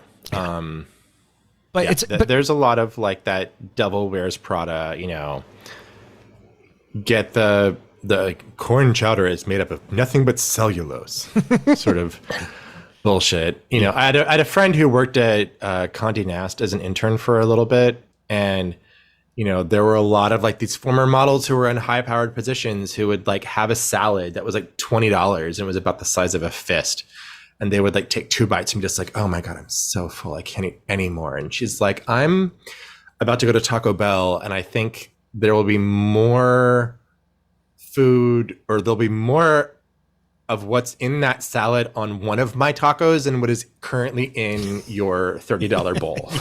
Yeah. The seeing all these nice, financially well-off individuals with enough food to feed like a grade school cafeteria. Yeah. And like in Jessel's house, like Jenna goes up to like the fucking Oreo cookie jar. Yeah. And the Oreo cookie jar, or Hydrox cookie, I think they even say, because they can't say Oreo, is geometrically laid out. She didn't just take the Oreos and put them in the jar. She took the Oreos and put them in a goddamn geometric pattern that like stacks and rotates up. I'm like, that's infuriating. Like, y'all aren't eating those fucking cookies because like then they're not going to look good in the Instagram ad when you like are showing that like you're making bread. which you will then not eat. I mean, if you really want to flaunt how much money you have, you go out, you don't buy the Hydrox, you buy the Oreos, and you buy like every flavor that they have because they're every flavor imaginable exists in Oreo form now. You put it in this contraption and you color code it so you have like, the Oreo rainbow going on. So you can point out to someone, I have money and a lot of time to kill. Yeah. Yeah. We're introduced to Jenna. My first question, seeing her, is, woman, how old are you? Because I'm confused. Because at some angles, she looks like she's got to be in the same age bracket as Bryn and Aaron, but then she's got the gray hair going on, and then they mention she's got a 15-year-old, and we find out, like, I literally, this is how I wrote my note, because it was like a stream of conscious note I wrote down. I wrote down, how old is Jenna? She looks like she's young, but dresses like an old woman. Oh, wow, she's in her 50s. And she's like 55? 54? Yeah, because I think she says to Jessel's mother, like, "Oh, I thought you were my age." When they start having that conversation, and then Jessel's mom like mentions she's like 62 or something, and I'm like, it's the lifestyle differences between the two of you with the few years age difference there. And then I can't remember if she said it before or after, but she mentioned getting hired at J. Crew in 1990, which then before they. If it wasn't clear how old she was yet, I'm thinking about, I'm like, really, how old are you if you start working there in 1990? And then they say she's 54. She must have been hired. Also, she puts like that must mean she like got hired right out of college. Yeah, like as an intern. Yeah, I think she does say she was an intern, but like I wasn't sure if that was like, I was an intern getting the coffee for the stage manager at the fashion show, or if it was like, I was an intern for, I don't know who's Mr. J. Crew himself. Like, now I will maintain that she is a very intimidating looking individual because of her stature and her soft spoken speaking, but she has a genetic condition too that resulted in her being incredibly tall. Oh, okay. And also, she's had dentures pretty much, I don't say like her whole life. She's had dentures for a long time because that condition, one of the, I guess, not symptoms, like side effects. I don't know what the right term for it is, but basically her teeth were all sorts of screwed up. And she has pictures on her Instagram of like an x-ray of what her teeth used to look like. And you're like, oh, wow. Like, nothing should form like that. Because I'm the whole time looking like, wow, she's got really nice teeth. Let me find out. Like, these are not real. That's why. But then she paid for them. Yeah. So she got into. I did some homework on her because I'm just so fascinated by how brooding she is, and she got into fashion design. It was her way of escaping, the adolescence bullying that she endured because of the condition that she had, because as a teenager she was like 6'2". Yeah. So she is, and I'd imagine being I don't know if she says if she's only into women or if, but she basically says like she's only been sleeping with women. So being queer or gay and being 6'2" at a young age, I'm sure like she went through, and in like the 80s too, I'm sure there was a lot of shit going on. Oh yeah. I mean, just people, it was a different time. Yeah. It was a different time that I'm glad we've progressed past that. Yeah. But, and she says something too, and I think they mention it later on in the episode, but I guess she got outed by the New York Post or some publication. Oh, I didn't catch that. Yeah, she and I looked into it later on, but yeah, she someone contacted her and said, "Hey, this publication is going to write an article about you being a lesbian." But it wasn't public at that point. And she's still, I think, reeling in from the fact that it was announced in that fashion. Especially in the Post. That's fucked up. Yeah, I mean, I want to say it was the Post. It could be something else, but I mean, the Post is probably where it would be because of Page 6. But like, that's just it's like the step up above, you know, the Daily Mirror or the Sun or News Weekly or not News World or one those like the supermarket tabloids, right? Yeah. Like, look at this celebrity who's 400 pounds overweight and dying. Yeah. Whenever I think of the Post, there was about 10, 12 years ago, New York Times had this like ad that was like, you know, we met over coffee while she was reading the New York Times style section. And it's like really fucking pretentious. So I think it was like funny.com. They did the unofficial New York Post response to the New York Times. And it's a fucking hilarious ad because they're just all just like, you know, like if there's a matador with his like being impaled through his mouth and up through his nose, I think it should be on the front page. And I think my kids should see it too. And oh God. And it's all these people who are like that, like, you know, like, I think it was the style section that brought us together. No, it was Page 6, you dumb bitch. Like, you know what though? Those tabloids, those publications, good for show prep if you're looking for some like really just bizarre crap to discuss with your pals on a podcast. All right, let's do this. Let's take a breather and regroup. We'll come back and we have 4/5 of the episode left to try to get through.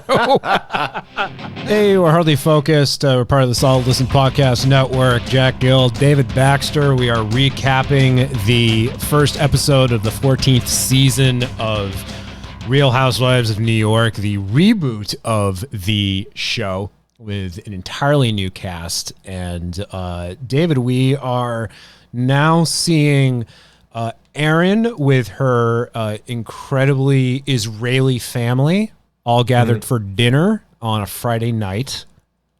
Yeah, I was a little surprised too because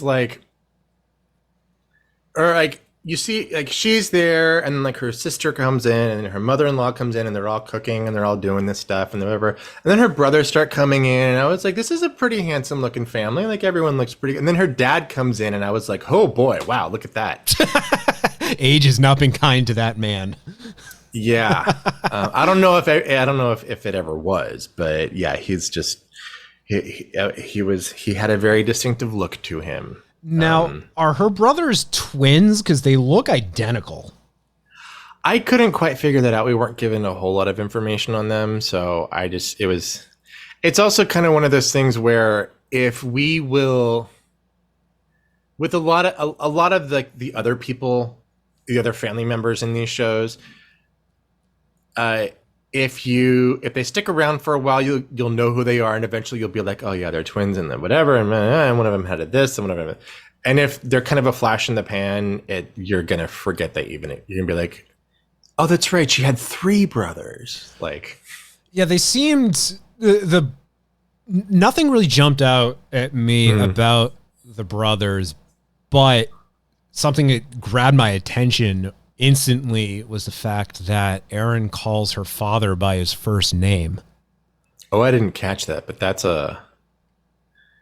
always an interesting situation. I won't say it's bad because I know people who do that, but I want to say his name is his name is Eliahu, and I'm probably pronouncing that right, but she goes to hug him and she says, "Hi, Eli."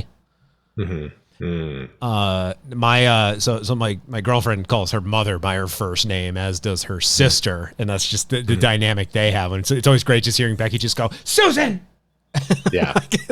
You know what? I fully embrace a family that where the parents, don't care if they're, referred to by their first names or if they're called mom or dad or whatever. I mean, again, I grew up with The Simpsons, where Bart rarely calls his father dad, calls him Homer. So, but it's also a very uncommon thing. So Yeah. I can kind of relate just seeing and hearing Aaron call her father by his first name. I feel it's one of those things that's either very progressive or it's a very I don't like, we're not like those other families sort of a thing. You know, we have a special relationship. I mean, earlier this summer, I was in Connecticut. My mom was there, and I don't know why, I don't know how, but at some point in time, I was referring to some of my aunts and uncles, but by their first name without the aunt thing there. So it was like, you know, oh yeah, I went over to Mary's, and I was just sort of like, just heard myself say it instead of like saying I went over to Aunt Mary's, and I was just like, this feels wrong. It should be a requirement if your name is Mary that you have to be an aunt. Yeah. You have to, because my aunt is also Mary, and she's always been married to me. I have always called all of my aunts and uncles by their first names, and like only like my parents will refer to them as like, oh, you Aunt Mary. But I'm always just like, hey, Mare. You know, like I'm like, yeah, but it's always been that way, and it's always been okay. No one's ever Okay. No one's ever told me I couldn't do that. And from both sides of the family, I thought it was just sort of like an Irish thing, but on both sides of my family, my father's side is Irish, my mother's side is something, but the dynamic is just there. It's how we've always done it.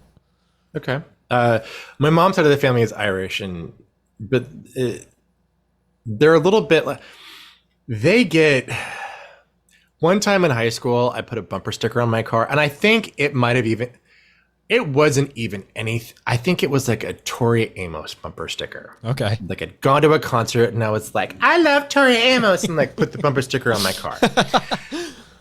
And she looked at me and she was like, David, we are not bumper sticker people. And I don't know what the hell that means, but I know what it means. But I don't know what the hell that means, but I know what it means. But like, you know, so there's a little bit of like, I don't know how much of it is New England and how much of it is Southern, because I was raised in the South. Like, I have friends that I've watched their kids grow up, and I am Mr. David. Okay. There's no David. It's not even like a Mr. Baxter. It is Mr. David. Okay. Interesting. And sometimes it feels really weird because I'm just kind of like, it's not even like, oh, Mr. David is my father's, you know, it's just because like you can't say that, but it's like, there is that, like, it does also feel sort of like, you know, like a very 1950s, like, you know, here, Mr. David, mom made you a martini and she said you should have one. Okay, I'm going to go to bed now. Bye. So yeah, now I don't have kids, so I have my dog, and my dog, you know, you say names to him enough times, and he'll associate them with people. And so with all of my friends, anyone who's in like, you know, my age range, all of my friends, they're all aunt and uncle. So like if my co-host Mike comes over, I'll tell my dog, hey, Uncle Mike is coming over, and my dog will get really excited because he knows who that is. Whereas neighbors, or not like, you know, the vet, but just like neighbors, or like when my dog went to daycare, older people are referred to as Mr. and Mrs., but like by their first names. So like my old neighbor's name was Jim, and it'd be always like Mr. Jim. And it said it enough times that my dog knew who I was talking about. Okay. And it's just sort of like a weird, I'm almost doing it playfully because I know that's like, you know, something that like, you know, parents will do with their human children. And some people like really like go by that. And I'm like, it's my dog. I'm going to have fun with it because he's a dog, you know, and it's always fun. Well, it's also something. It's fun to see how he associates it too. And how his brain registers it and what he picks up on. Yeah. I also associate the Mr. Jim or like Miss Susan with extreme elderly people. Like there's a certain point in time where they go from like, you know, Mrs. Forbush to like Miss Charlotte. Yeah. Like it, you know, it's even if she's married, like it's like she hits like 75 and like all of a sudden it's Miss again and it's like her first name. And so I guess like it feels to me like a very elderly thing. I love talking about like what you do when if you ever run into an old teacher. And because I'm weird and now I'm not on Facebook anymore, but when I was friends with pretty much a good chunk of like my teachers growing up. And I still to this day will refer to them as Mr., Mrs., Miss. And one of them, my 5th grade teacher who I'm friends with on Facebook, who's like sweetest old lady now, but I posted something about this and she had said, she's like, well, Jack, we're all adults now, so you can refer to me as Martha. And I'm like, no, ma'am, you are forever Mrs. I don't care how old we are. I refuse to call you by your first name. I can't. I just absolutely I have a can't. get out free card with that because I went to a Jesuit high school, so they are all still father and brother. Okay. That makes sense. Yeah. It's all still like, you know, oh God, I can't remember some of their names now, but like, you know, Father Williams and Brother Casey, like. Sure, yeah. I don't think I had any teacher. I had some substitute teachers who were cool and just like, hey, you can call me by, you know, my first name. That's because God, the one guy who was a teacher like that, I mean, he was fine, but he was also like, this was like the late 90s and he was in his 20s and like, you know, going to see like the Verve and we're like, God damn, you're trying too hard. I'd be the one guy to get along with him because I love the Verve. Yeah, I'm sure like take me with you, dude. Yeah.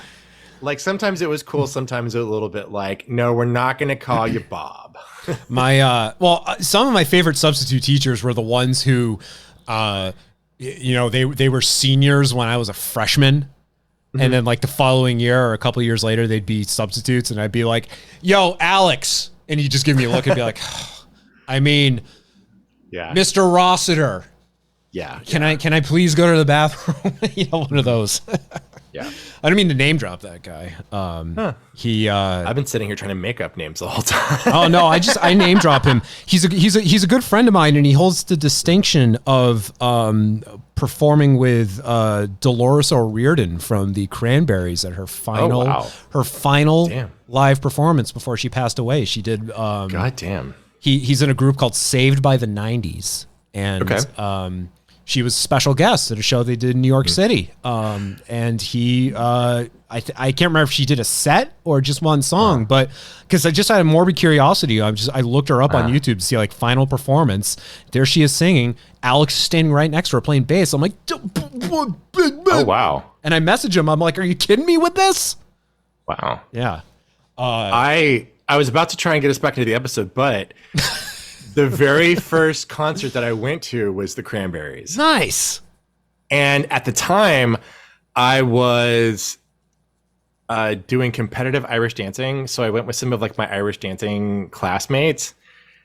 And I remember there was one song where she had asked, she wanted a couple to come up on stage and waltz. And like, we're like... This is like Cynthia Woods Mitchell Pavilion in Texas. So like we're like up on the fucking hill. So of course they're not going to fucking see us. But like the couple that she gets up, that like she invites up onto the stage from the front row or whatever, starts two-stepping. And we're all like up there like, we can waltz. Look, we're Irish dancers. We're going to, but like, yeah, it was, my first concert was...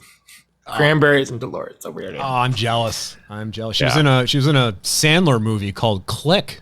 Which I didn't know she was in that. Yeah, she at the end in the future in the wedding scene in the future where they also show two One World Trade Centers next to each other. Oh wow! Except they thought that there would be two buildings that both shared the same design. But the future, the wedding scene. She is the wedding singer in that. Okay. Scene. Nice. Also featuring a rare in-person acting role by Marge Simpson. Oh, hey. Yeah, she plays Sandler's mother in that movie. Wow. Anyway, and the last Cranberries album that they put out after Dolores passed away is absolutely phenomenal. If you haven't heard it, Okay. it was pieced together using old demos that Dolores had recorded, and they put the band went back and put music to all of them, and it's a great farewell. I'm happy we got I will definitely check that out. Yeah. You mentioned fathers. Let's talk about Abe. That's the father of Aaron's children. And my observation there, he looks miserable and greasy. Yes. That's not uncommon with Real Housewives, especially Real Housewives of New York, because Ramona's husband, Mario, always looked greasy and like he wanted to be somewhere else. Now, I mean, he ended up having like multiple affairs and they got divorced. And I'm not saying that's what's going to happen here. Just, yeah. Because the other guy, the other husband that we see two other husbands. We do, yes. Two other husbands. We see Sai's husband as well, who I noted as looking like the actor Sean Astin. He looked very much like him. Yeah. And then we also saw Jessel's husband. Oh, Pavitt? Pavitt, yeah. Yeah. Which... he looks put upon, but he looks like he's okay with being put upon. Yeah. Yeah. He looks like he just smiles and says yes to whatever Jessel tells him to do. Exactly. And meanwhile, she's sitting here like, yeah, it's one of the, I hate to use the term whipped, but like, it's very, yeah. Well, but he also seems to be happy with that setup. Well, he's sitting down and she's like, what are you doing? Working. No. Mm-hmm. Not here, you're not. He's like, oh, okay, I guess. Okay. So you're talking about Mario. Now, did he hoard women's thongs behind his bed like Abe does, or did? I did write down the word thongs, and I had forgot why I had written down the word thongs, to be perfectly honest. So thank you for reminding me. Because I'm sitting here like, why did I write thongs? Because Abe's a collector. Also, how do they get back? Like, how does that happen? He has to have like a system. He's got to have motions in place where like he's disrobing his female collar and then just taking the thong, the underwear, and just like whipping it behind the bed is sort of like there's a growing trophy collection back here, and you're never going to see. And then she's okay, just like going home with no underwear. Yeah, that's weird, and it would be weirder if the collection is still there now that he's married. Because Aaron's fully aware of it. Aaron's like, the first time I looked behind his bed and there was just underwear, and like it was still there. Yeah, he never cleaned it up. Does he not have a? I mean, they both come from money. Shouldn't he have some sort of like housekeeper? But I guess like that, maybe that's not like a housekeeping thing. Is like, let me go dust the thong collection behind your bed. Mr. Abe tells me I'm not allowed to look back there. It's a science experiment. Where don't disturb it. I took another note here about Aaron and Abe because they're talking about how many kids they have. And the quote I put down, and I think this was paraphrased, but the quote is, "We have sex." And I followed that up with, "Man, get a vasectomy." Yeah. She also had some comment about like, we're like best friends who get to have sex. And it's like, okay. I mean, if you guys cool. if that's like, if you're happy with one another, then that's how you want to describe it, then sure. But like, you seem to have this conundrum where every time you do that, a few months later, there's a child in the room that needs to be looked after. Yeah. And speaking of the kids, the youngest one who comes waddling into the kitchen with his pants around his ankles, proclaiming, "I have poop." Yeah. That kid is never going to live that scene down when he gets older. Oh, no. Nope, that's on national TV. Yeah. Oh, that Be kid's glad your parents are rich enough to afford therapy. That kid is going to hate his life when he is older, just because of that. Apparently, police say he told them he had to poop. So then we segue over to Jenna, who again frightens me. I don't know how familiar you are with the Resident Evil video games. I haven't played the newest one, but I know a lot of people like the boss in that game, Lady Dimitrescu. Yeah, and that's the whole time, just based on like photos and videos I've seen of her. I'm just thinking to myself, it's Jenna. That's Jenna. Okay, I can see that. Yeah. They describe Jenna as an enigma, which makes sense. She's an enigma wrapped in Valentino and see the expression I always hear is a mystery wrapped in an enigma, which I can never say all the way through without stumbling upon myself. But she truly is an enigma. She's wrapped up like the shoes that they all have to wear with the little wrappy things that they in her closet. Her closet has its own apartment. That's what it is. I think her closet is as big as my bedroom. I don't get that. I mean, I get people have their collections, their obsessions. I thought I was weird because I've got like 6 pairs of Vans shoes that I rotate through. But then you see this woman's closet entirely dedicated to shoes, and they're color coded or organized by color and I would imagine size to some degree, but then shape, style. Like, my word. Well, all of them seem to have something like that, because then we also see Uba getting ready for this party. And Uba's also has like a closet thing going on here. And I guess I get it. A lot of my clothes are from Old Navy. So it's a lot of black Old Navy t-shirts and jeans and shorts. And I have some collared shirts and I have some stuff, and but it all fits into my little closet. But I'm also not a fashionable, high-powered businesswoman in New York City, so I don't have to deal with that. And I can go around looking like, I don't know, like an NPC in a Grand Theft Auto. That should just be your lifestyle. Just walk around and just say random things too as you're walking down the street to people. Just like walk by some guy and just go, In the Navy. or My mother's my sister.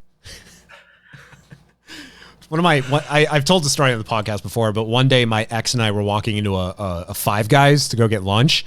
And as we're walking towards it, this guy just like, he walks out of the restaurant, and as he walks by us, he just goes, "It's cold on this side of town." And Kate and I just look at each other, and Kate just goes, "It's an NPC."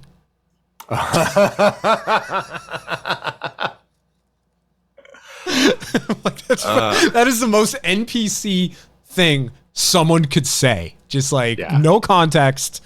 Probably not even like realize he was like, there were people around him when he said it, but right. It's like that whole thing of like, it is funny, not funny, but people on Twitter, everybody's talking about the TikTok lives that are the people being NPCs, but like them saying like ice cream's so good is not how you counter an NPC. You're always like walking up to them in like the marketplace in Dragon Age, and they're kind of like, I hear that the wraiths are out again. I hope my pumpkins will survive. It's just, do you get to the Cloud District very often? Oh, what am I saying? Of course you don't. Or one of my favorites. Yep, I've been drinking again.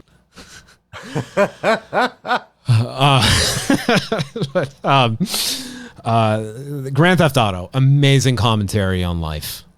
Absolutely amazing commentary. I think that's why I am the way I am, is because of those games. Minus the violence, of course. Okay. Yes. But so we keep saying this, and I keep wanting to mention this, and something else comes up. Khaki. Khaki. Yeah, khaki. I learned from... Or as Jessel says it, Karki. Karki. Because she's from London. Karki. That sounds like... So she has... Maybe I'm pronouncing it wrong for all you Brits out there, but yeah, it's like there's khaki, and then there's cocky. Karki. I think if you like really like you make like it has to be khaki because cocky just sounds cocky. Yeah. Cocky. Yeah. But I learned that from Jenna that it's a color and it's not a material and it's not plural. I didn't know that. I really didn't know. I guess like I guess that makes sense, but I'm also, it's kind of like Xerox, you know. It's become the trademark of it all. Oh, like Kleenex too, like. Yeah. Okay. You know, like when someone says khaki, you're not thinking, you know, let me go to my closet and pull out, you know, a taupe top.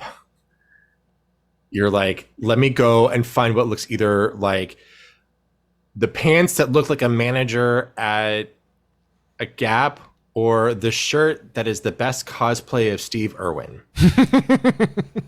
You know, like you're not doing. Yeah, it's yeah. So like my father says he says khakis a lot. So now I'm going to be correcting him and be like, no. Go back to your antiquated manner of speaking and call them trousers instead of khakis.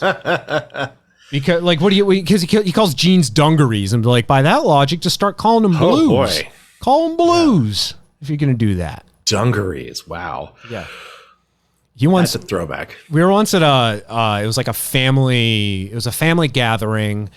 Mm-hmm. And it was like the party the night before where a big event the next day was, you know, everyone's going to be required to dress up. And I walk in, I'm not part of like, you know, I was a teenager. So like I walk into the kitchen where all the adults are to get a drink. And my father, because now I've walked into the room goes silent as everyone's now paying attention to me. And my father says something like, oh, I got to take Jack to Kohl's tomorrow so we can pick up some trousers. And I just look at him and I go, the hell are trousers? Yeah. And everyone in the room's just like, except for my father, who's like, how dare you swear?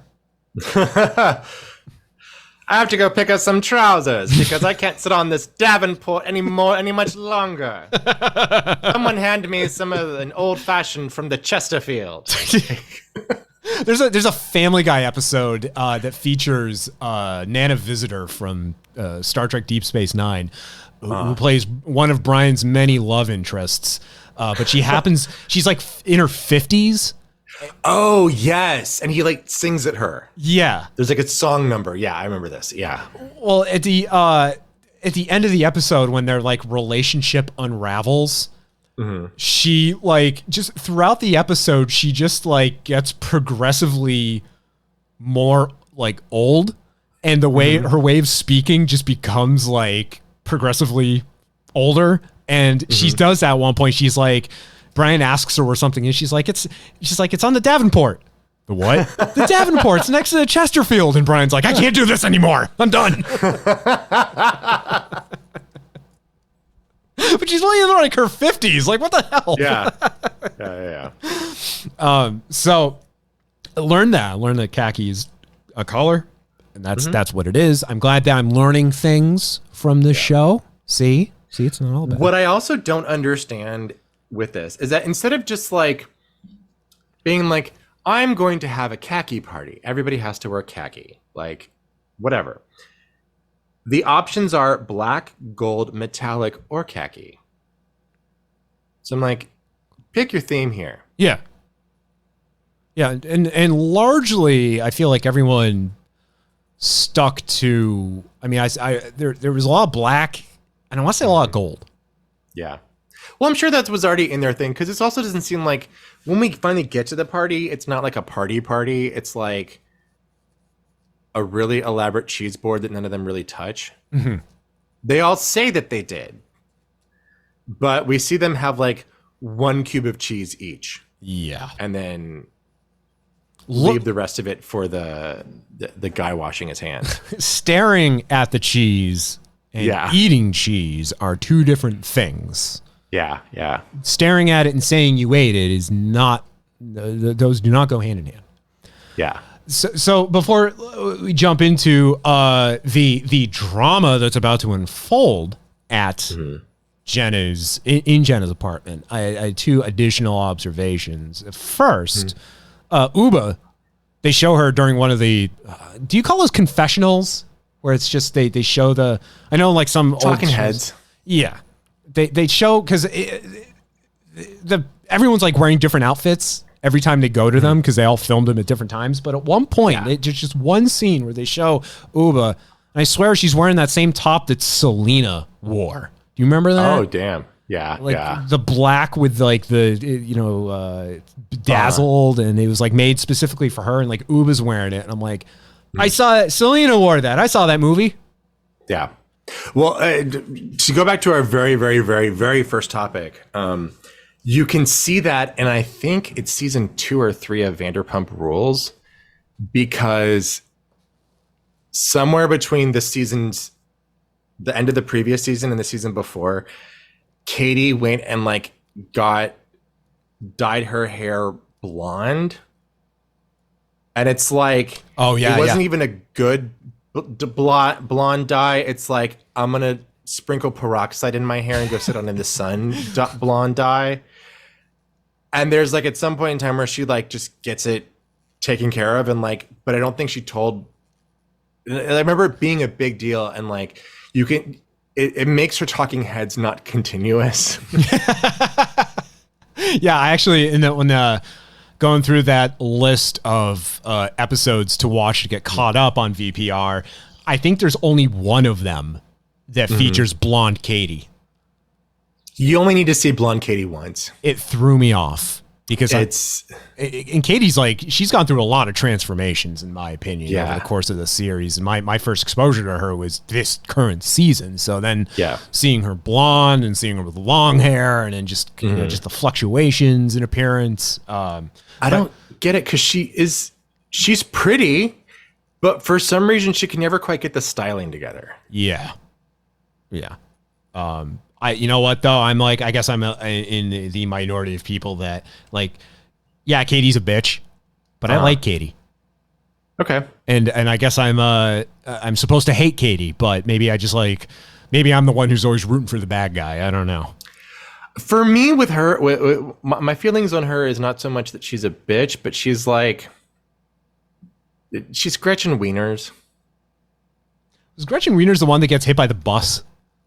No. Gretchen Wieners is the, I don't think my father, the inventor of toaster strudel, would like that. Oh, right. Okay. So she's like the second girl. Okay. She's like, she's not the prettiest one. She's just kind of like the second in command. Okay. Like Kristen Doty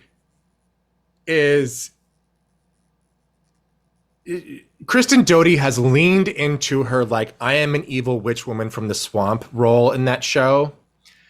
Stassi started out being like, I'm going to be like, I am the devil and don't you ever forget it. And like, she's tried to walk that back ever since, and it didn't really work out. But like, that was kind of her role from the beginning. Sheena Shea is like the dumb, pretty one who we're all supposed to be following. And we're watching her like make bad decision after bad decision. And Katie is just kind of like, and there's Katie. It's like the mob thing. And then there's Maud. And then there's Katie. Yeah. And like, I feel like in another life, she would have grown up to be a female Peter. Yeah. She'd be like the manager at Sir. And jacked. And she... Yeah, and she'd be like, really like, it's really important that you show up on time, and you didn't show up last week for your shift, and we had to get somebody to cover it. And that's really, we need to make sure that you are dedicated to this establishment because we are a high profile establishment. like she'd be like, yeah, she'd be that person. But I don't hate her. I'm just kind of like, do something. Can you if you were to equate anyone on this show, Real Housewives, with VPR, is there anyone that's jumping out to you as like the Katie of the show? Of this one? Yeah. Not.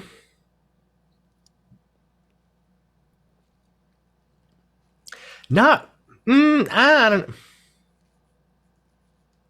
Jessel is who Katie thinks she's growing up to be, and it's weird to say that about like a 30-plus-year-old woman.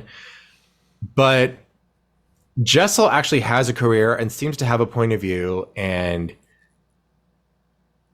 I think there's something that Katie thinks that she is, and she's like the closest one. Because even Aaron, I feel is a little bit more Stassi than Katie. But Jessel has like more shit together than Katie does. Yeah. Despite her chaotic life. Yeah. Before we then get into the cheese party, the cheese party and the big fight, the main event.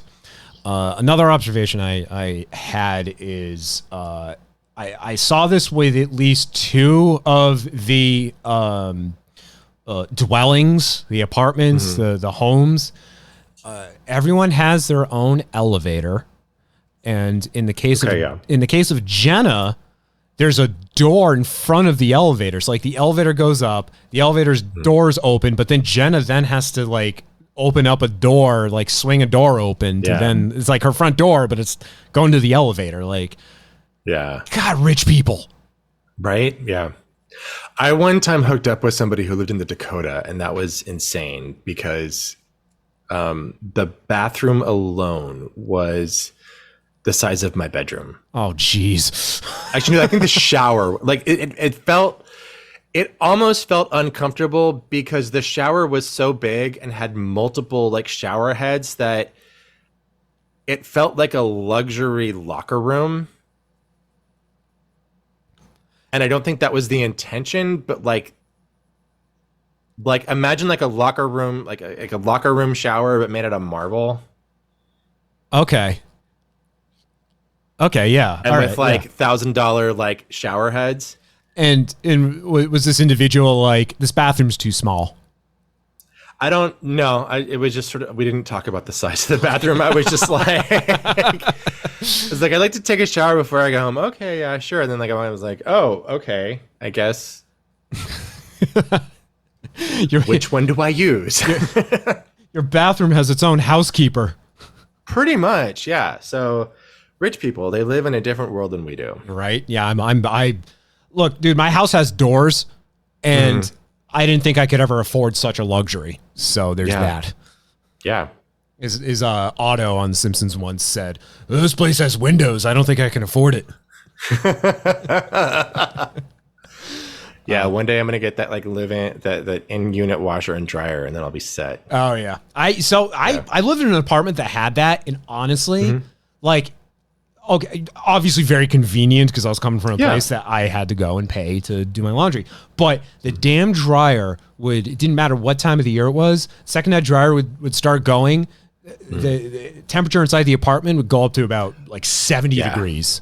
Yeah, there is that. So it was it came with it had its ups and its downs, but true. At least I had central air, so I could try to cancel the two out. But oh god, central air sounds nice right now. I would love to have central air. Oh my god, with the world heating itself up like this. Oh my god, I hate window units to the point where I will deliberately not put a window unit in until I am like unbearably hot.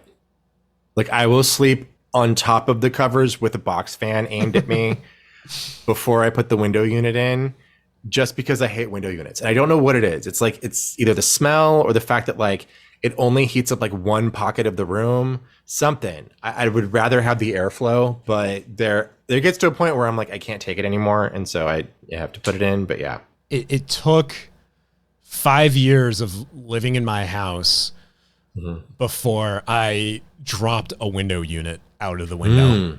And I'm so happy it was at least unplugged. But I will only buy the window units that have the side things that actually kind of have like the little like flaps on them that kind of grip to the siding of the window frame. Because this one didn't have that. So like the second I lifted up the window to take it out, it just landed. It landed in the grass. No one was around, but I'm like, I literally just bought this thing, and I go outside and look at it to collect it, and it's in the shape of a trapezoid. Oh, fun. Okay, yeah. Obvious. Yeah, great. Like, I don't think this will fit in the window anymore. I don't think this will work. But I've got one in every room in my house. Yeah, and I want central air. Yeah. Oh, I'm sure all these ladies have central air. Money's nice. Oh, money's so nice. Yeah. There is this weird, I think it's Aaron, because Aaron, I think Aaron is the one who's a real estate agent. And when they first walk in, Aaron's like complaining about the layout of the apartment. Like, if I had to sell this apartment, I don't know if I could do that because like your bathroom's too small and your closet's too big and your bedroom takes up all the rest of the apartment and it's laid out in a weird bunky way. And I just, and she also says something like, what is it? I wrote down that she has a complaint that Jenna doesn't like dill. Jenna seems very particular, like very picky. Like I remember her saying that, and just the vibe in general I got from her too, especially with that spread out in front of them, is that she's got like a very, now I don't know if it's like a dietary thing too, because she's got that genetic condition, but she seems like she's just very particular about everything. And that you don't want to cross her and try to introduce something that introduce a foreign organism into the environment, because she will not take that well. Yeah, I'm pretty sure she was even though it was a lot of cheese that nobody ate, but I'm pretty sure she was very particular about which cheeses she got. Like she goes into the cheesemongers and knows the exact names. Yeah. So everybody shows up. Aaron shows up, ready. All the guns are armed. The weapons are armed. She is ready for a fight. And Cipriani's. And I have respect for Sai, because Cipriani. Sai just straight up told her, "Hey, I bailed on you. Sorry." Yeah, I didn't want to go. I thought that their bisque sucks. I'm sorry. Because I'm that kind of person, and I'm trying really to get better about this. But I'm the kind of person who will I'll have the plans, and then there's like it's a 50-50 the night of, where I'm like. I need to go. I should go to this, but there are times where I'm like, I just can't do it. I can't do it, and it takes a lot to just be truthful about that. So I respect Sai for just straight up saying like, "Hey, I bailed on you. I didn't want to go." Yeah, that really seemed to like deflate whatever fight was coming. Because I do feel that Aaron came looking for a fight. And even before she got to Brynn, I think if Sai hadn't have done that, or if Aaron got to Brynn first, this would have been a lot more tense. But Aaron being just like, I'm sorry, I didn't want to go. I fucked up. Yeah. I think that took a lot of the wind out of Aaron's sails. It did, even though she had two targets in her crosshairs. Well, one of them just surrendered, so now she's got. Now what do I do? Now she's got Brynn, but then Brynn just approached her, just like, definitely. What's that? It's like keep your friends close, enemies closer. Like Brynn knew what she was going into, and just like straight up just approached Aaron and. They're all buddy. Like she just, if Aaron was trying to be stealthy about like looking for her target, Brynn just like walked right in front of the crosshair, just be like, "Hey, I'm right here." Go for I also it. kind of wonder if that goes into some of the stuff I was talking about earlier of people being both savvy and also maybe trying to do like a 1-2 punch or like a fake out with this season, because every season that I've had or that I've watched so far has had some sort of thing of two people have an argument because, I don't know, one of them didn't like the brie and said it came from Whole Foods, and the other one gets really pissed off at that. And like it goes on for like 6 fucking episodes. And then finally they're at some like boathouse, or like they're on like a yacht, and everybody's in the front and they're all like, can I just talk to you for a second? And the other one is like, no, I don't want to talk to you at all. You said something terrible about me. And then then they start screaming at each other and start throwing like their vodka stingers at each other. And I kind of wonder if like they have seen this happen for like 12, 15 years and are just kind of like, this time let's just quash this. Let's talk right now. And what you just described was my observation watching the couple of episodes of the previous incarnation of Real Housewives of New York. Like Scary Islands, which I guess was like one of the more tamer episodes. I mean, obviously for the first half anyway. But just kind of some of the other episodes I've seen where it's just like one person says something and the other one is like a spider. Just like where its web gets kicked and they just like go into a frenzy. And well, there was a recent episode, or recent for me, recent that I just recently covered it, where I think it was the finale of season 7. Sonia Morgan did a fashion show, and at it, Kristen Takeman was interviewed on the red carpet, and they brought up Sonia's toaster oven, which was a big deal of one of the seasons, which then never happened and has never been released.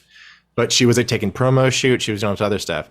So she's always seemed to have like a thing in the like a fire in the poker in the fire, but then like forgets about it. Or the next thing you're like, what do you mean toaster oven? I'm doing French shirts.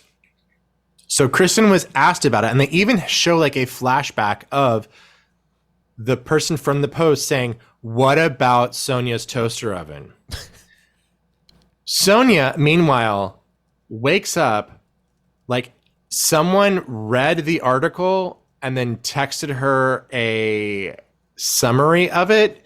So she's hearing like a summary of a summary, finds out that Kristen mentioned the toaster oven in the New York Post, and like refuses to talk to her the entire evening until Kristen like corners her and is like, no, we're gonna fucking hash this out. And Sonia's like, you're a snake, you're a bitch, I hate you. see, this is like what I was expecting with this between Brynn and Aaron, because it's leading up to it. You can tell that the water's boiling and that there's going to be this face-off and that someone's going to get cornered, or they're going to go into another room and then beat the crap out of each other or make out. I don't know. It could go one of two ways. But it all starts with the gathering around the cheese and talking about seeing Jenna in a porn and what that would be like, which would be fascinating. I would be down for that. More out of curiosity, if anything else. Yeah. And I like Jenna too. Jenna's my spirit animal because she is like, she just straight up says she's like socially awkward. She needed to start playing a game with everyone to get them talking, because otherwise they would just sit in silence. And I know what that's like. Oh yeah, 100%. So we're going to hear all about their sex life and who is a sub and versus a dom. Yeah, which Aaron claims she has to be the dominant in bed. Or no, she claims that she's a sub. No, she has to be dominant. She has to be. I think she subs or doms from the sub position. Okay. So I think it's a matter of, or like, I guess the other term would be pillow princess. Okay. So like, she's not doing the work, but if you do it wrong, she'll let you know. Okay. You know what I mean? You know what? That's the first time I've ever heard that term And it's the first time I've ever even like considered someone like being a dom in that regard, in that position. Yeah. I am I don't know if I should be ashamed of myself. I think it's one of those things that when you get out of like certain circles, you start to like be aware of. And I don't just mean this like straight versus gay, but also like I've run in some BDSM circles, and I've been a burlesque performer. So like I've seen a lot of variations on human sexuality, that there's a lot of variations out there, and there's a lot of things that people can do and want to do, and they'll tell you all about it. Okay. I have that. Those are stories I want to hear, because I have zero personal experience. I've known exactly one person in my life who is like into BDSM, and who like her whole thing is that she's a dominatrix, and just casually talks about like, oh, this guy I was doming the other night. And I'm like, well, that's just like just a casual thing you just bring up at the family dinner table. Like, okay. Right. Yeah. How do you like, yeah. But yeah, I'll come back and tell you all about BDSM summer camp. You know what? That's going to be the follow-up episode with you and I, because actually I want to know about this. I actually do want to know about this. Sure. Yeah.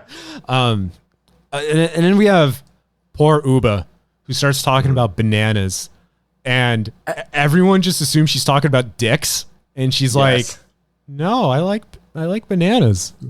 And then her talking head, she eats a banana. Yeah. Now was like, no. Now when she said that, was it then, or was it when Aaron was talking about being a half sub, that the was it like the cook or the house guy just kind of like turns around? And I think it was the half sub part, because he's like, okay, I guess this is happening. There always has to be one of those scenes, one of those like, you know, there's the other dude or the other person in the room who is just, they're there doing their own thing, but they're listening in. And when that part comes up, you have to get their reaction on film. Yeah. Well, I can't tell if it was a matter of it's supposed to be like, you know, like he's washing his hands and he's hearing women talking about like, I just love to eat a banana. And he's like, what? Oh, I'm so horny. Or if it's supposed to be like, just sort of like, she said, what? So that's like, because I've seen them go both ways on this show. Like, what the fuck are they talking about? Versus like, I'm so titillated. Like, yeah. I feel this is like a good, like, setting the stage for what the rest of the season is going to be like too. Yeah. What I also wrote down, because it intrigued me, but also this makes perfect sense. But Brynn talks about like her porn of choice that she would be interested in either doing or having or seeing is massage porn.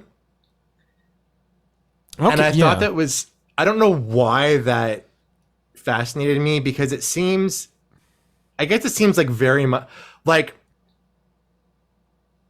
it seems so very like, oh yeah, okay, I guess that would be a thing that other people are not aware of. I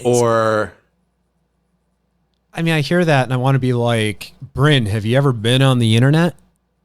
Yeah, well, that's also, I guess that's what I mean, is like, have you ever been on the internet? But also, no, she's not getting massages from people who are also doing sex work. She's getting massages from like a licensed esthetician, or like, you know, somebody with like 5 esthetician licenses at the Four Seasons Hotel, who was like assigned by the hotel, like is working for the hotel, and is probably costing more than my rent is per month for an hour. Like, right. And you ask about like the happy ending, and you're escorted out of the building. Exactly. Yeah. Like one of those. I mean, I don't know. Anytime I'm on the hub, the quote unquote massages, those come up pretty frequently in the search results, depending on what you're looking for. So which they always crack me up, because I've been to a couple different massage therapists. There's one like little parlor down. It took me a while to actually go into one of the parlors as opposed to people that I actually know, because I always felt like I was like joining the client list or something. But no, this place is like really good. I think I first saw them on like YouTube or something, but this like they also like there are two massage therapists there who like they use their hands, and like I like that. Like they're like I come out of there in pain, and I love that. Isn't that how it's like that's how it's supposed to be, right? It depends upon the person. I know some people who really, really don't like that, but you know, I don't want. I've had some massages where it feels like a kitten delicately trapezing across my trapezoids. I'm like, no, I have a knot there. I want you to like stick your elbow in there and then lean. Like, but also the part of it is what I was saying with that is that like there in every room they have like 500 signs saying like no sex, don't even fucking ask. That means there's sex. Probably, yeah. Because that's like in Vegas. Now I've never partaken in this, but the last time I went to Vegas, I was a single man and going through a dry spell and was thinking like literally every night I was in Vegas, and I was there for like a week because I'm stupid. And I'm thinking to myself, maybe like I'll go out to like one of the brothels outside of Clark County, or maybe I'll like look in one of these escort services. And the escort services, like the ones that you see like advertised on the taxis going up and down the strips, they all mention that there's like a disclaimer. It's like that escorts are not to be used for like sexual services. They're not prostitutes, blah, blah, blah, blah, blah. But I'm like, no, that's like that. There's going to be a degree of sex involved. Like that's just like because especially in Vegas and Clark County, it's illegal. So they have to say like a disclaimer, but you know it's going to happen. Yeah, I'm pretty sure there's a lot of that. But like with the place that I've gone to, I have not gotten a happy ending. I have not asked for a happy ending. I'm not usually looking for a happy ending when I go there. I say usually like oh, well, I guess today I'm gonna no. I'm not looking for a happy ending when I go there. I don't think Bryn is using any massage therapist who would even be close to crossing that line. And what I was gonna say was that. The thing that cracks me up in massage porn is that they always use way too much oil and they never warm it up. They just like take the bottle and like squirt it over the guy's back and then they're like, and it's like, that's a lot of really cold oil that you just dumped on his ass. There's a lot of technical aspects that are just missing. I mean, hey, wait, that guy's not a plumber. He's not certified. I suddenly turn into, the welders in the Full Monty when they're watching the Flashdance video. Yeah. They're like, she's not welding properly.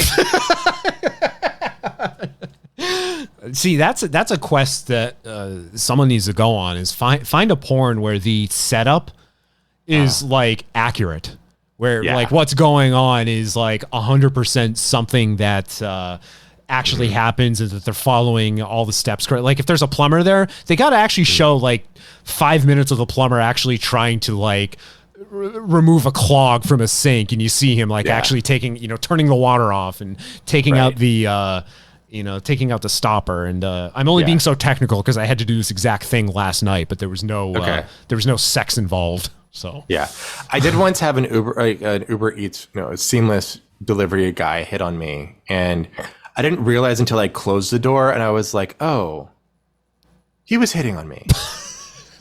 Same thing with the taxi driver once. And it wasn't until like I left, I was like, oh, that was an opportunity that I missed. I don't want to sound like, I don't know, like an incel. I'm sure there's been women that have hit on me, and I've just smiled at them and said, okay, man, have a great day. Just walked away and just be like, why am I stupid? Yeah. So maybe Bryn has had the opportunity. She just has never really recognized it for what it was. He was like staring her right in the face, and she's just like, okay, bitches and whores. Yeah.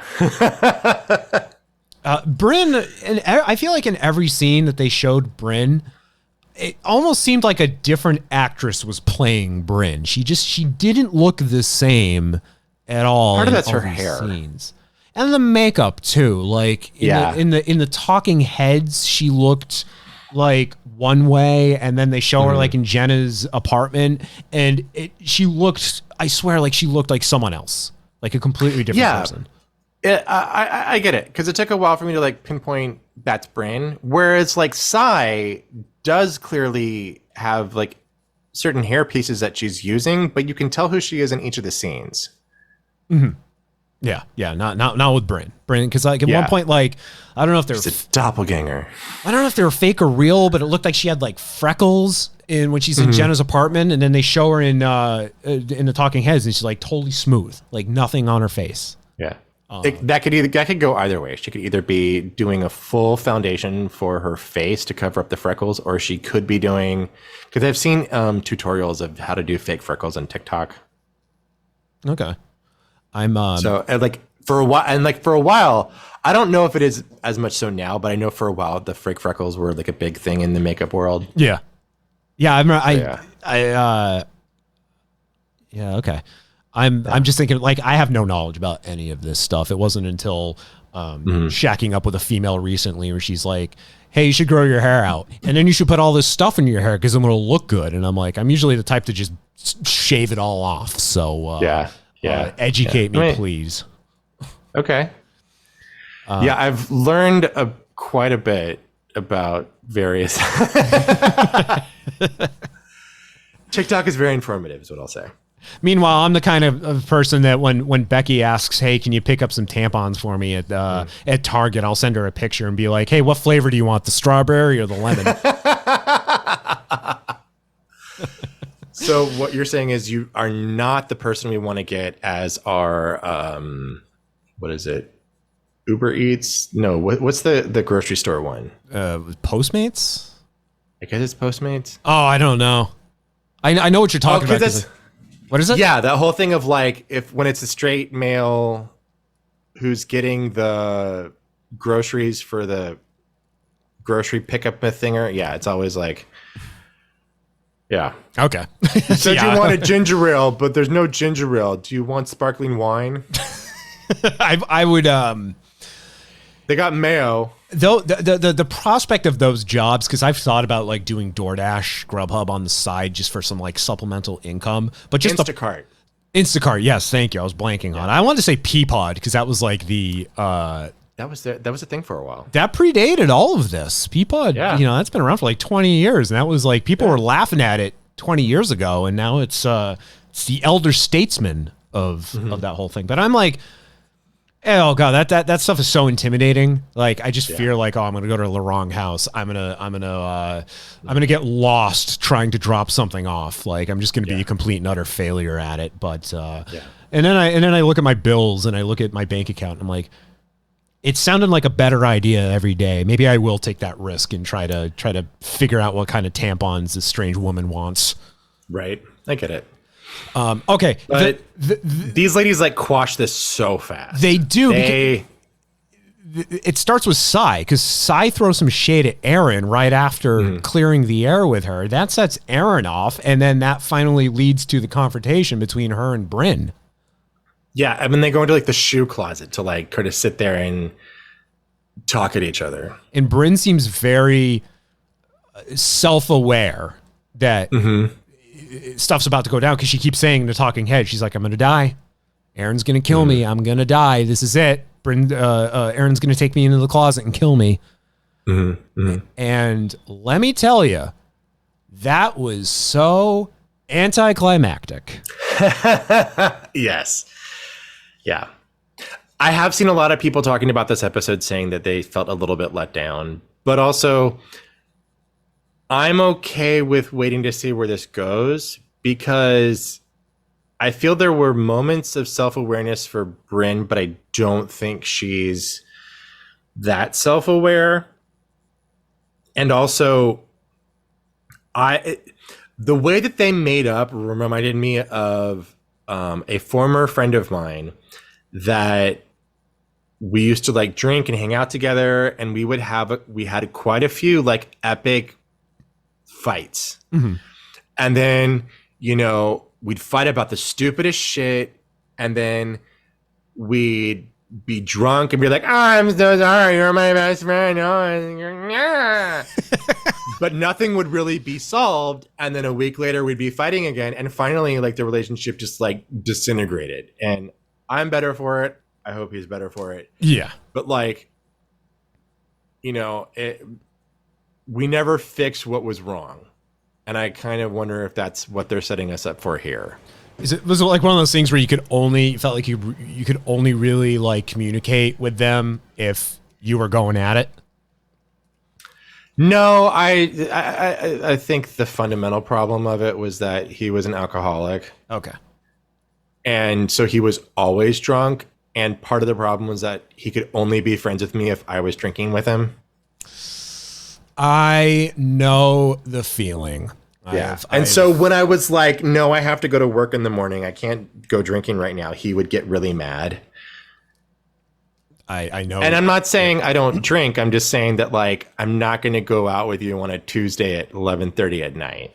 Yeah, I mean, I don't know how people do that. I know a lot of people that do that. And I'm literally indulging myself in one hard seltzer, and that's going to put me out for 24 hours. Exactly. Yeah. And it's not even 10 o'clock. So that's just sort of that's a wild and crazy life I live at almost 34. Yeah. I'll go out on like a Tuesday to a happy hour, nurse a bourbon for an hour with some friends, and then like stumble home. It's like... my co-host Mike's wife a couple of weeks ago was shaming me without realizing it, because she was telling a story about how she was at a liquor store and she sees this guy walk up to the counter with a case of White Claw, and she asks him, "What's her name?" And he goes, "Oh shit." He's like, White Claw? And she goes, "No, what's her name?" And he's just kind of giving her a look, and she has to finally explain. She's like, "No male buys hard seltzer for themselves. You're obviously buying this for a woman whose pants you were trying to get into." And he just smiled and goes, "Oh yeah, you're right." And that resonated with me because I didn't start drinking hard seltzer until I met my girlfriend, because she's into it. And that's I started drinking it with her, and then I'm like, holy, I actually really like this stuff. I like it better than beer. Yeah, it's good. But it didn't dawn on me until like I started drinking it, because I met a chick who liked it. So I got into it. And then and then when she's telling the story, and Mike's wife's telling the story, I'm like, God damn it. That's me. Yeah. God damn it. Yeah. So I recently had to buy vodka because I back in October, I was in Austria. Okay. And I had this stuff called Nocino. And it's like a walnut liqueur. It's like, it was really good. And I saw the guy who had it had made his own. So I was like, oh, I guess you can make this. So I looked up how to make it. And since we just got out of green walnut season, I'd ordered some walnuts and was like putting it together. And then I realized I didn't have enough vodka. So I'd just gone out to buy vodka that day. And then that afternoon I had to go back and buy more vodka. And I felt like the biggest lush. Like, I'm back to buy another liter of vodka because I just went through the whole thing. But now this was happening in Austria, right? No, this is happening here. Oh, okay. If that was happening in Austria, then that sounds like a normal Tuesday. But oh yeah, no. This was like, I'd come back from Austria, waited until the next growing season started, ordered the nuts, started putting it all together, and realized I didn't have enough vodka, which I had just bought that morning when the liquor store opened, and had to go back like 2 hours later for another liter of vodka. And as you leave, the police are out there waiting for you.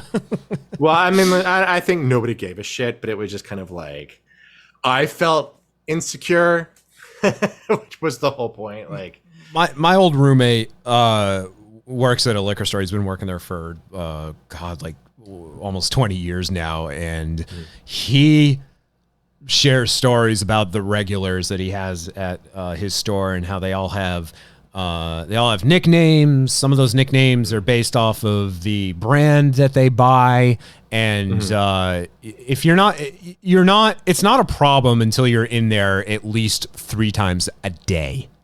Okay, yeah, that makes sense. Yeah, that's it. And like on time, like punctual too.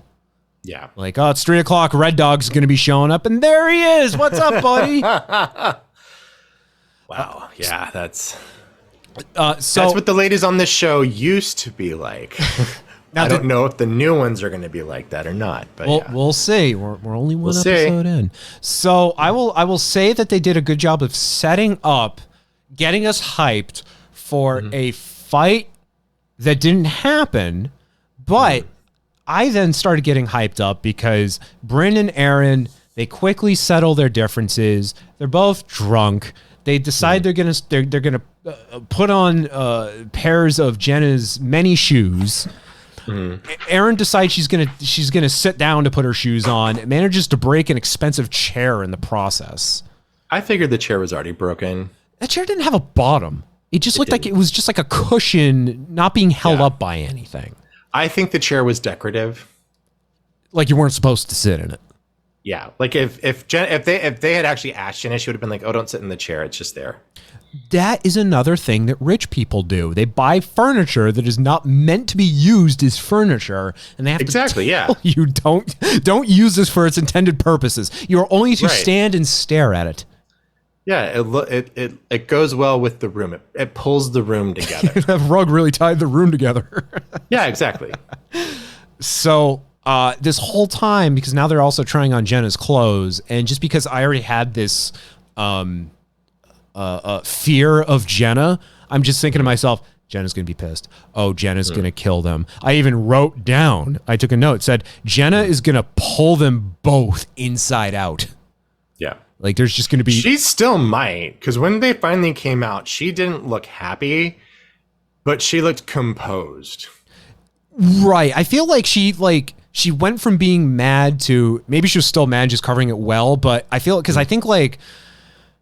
One of them emerged first. May say like Aaron emerged first. Jenna looked pissed. Then Bryn comes out, and then Jenna's like, "Oh, you're both just fucking with me, okay?" But still, she could have been just plotting their deaths on the inside. The thing that it slipped a little bit was when they hugged, and Bryn was wearing a lace shirt that she had put on wrong.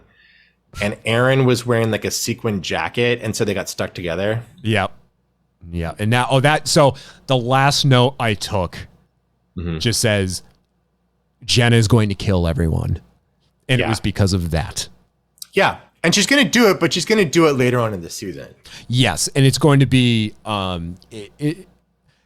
how many women are on the show here? How many we got? 1, 2, 3, 6. Yeah, there's going to be 5 at the end of this season. There's going to be 5. It's going to be like one of those sitcoms that suffered from Chuck Cunningham syndrome, where the sibling just disappears and there's no mention of that sibling anymore. They're going to be like, "Oh, where's Bryn? Where's Bryn?" There never was a Bryn. What are you talking about? It's because Jenna showed up in the middle of the night and whisked her away, and Bryn was never seen from, heard from ever again, never acknowledged. It's like that picture of Stalin and that one guy on the boat. Yeah.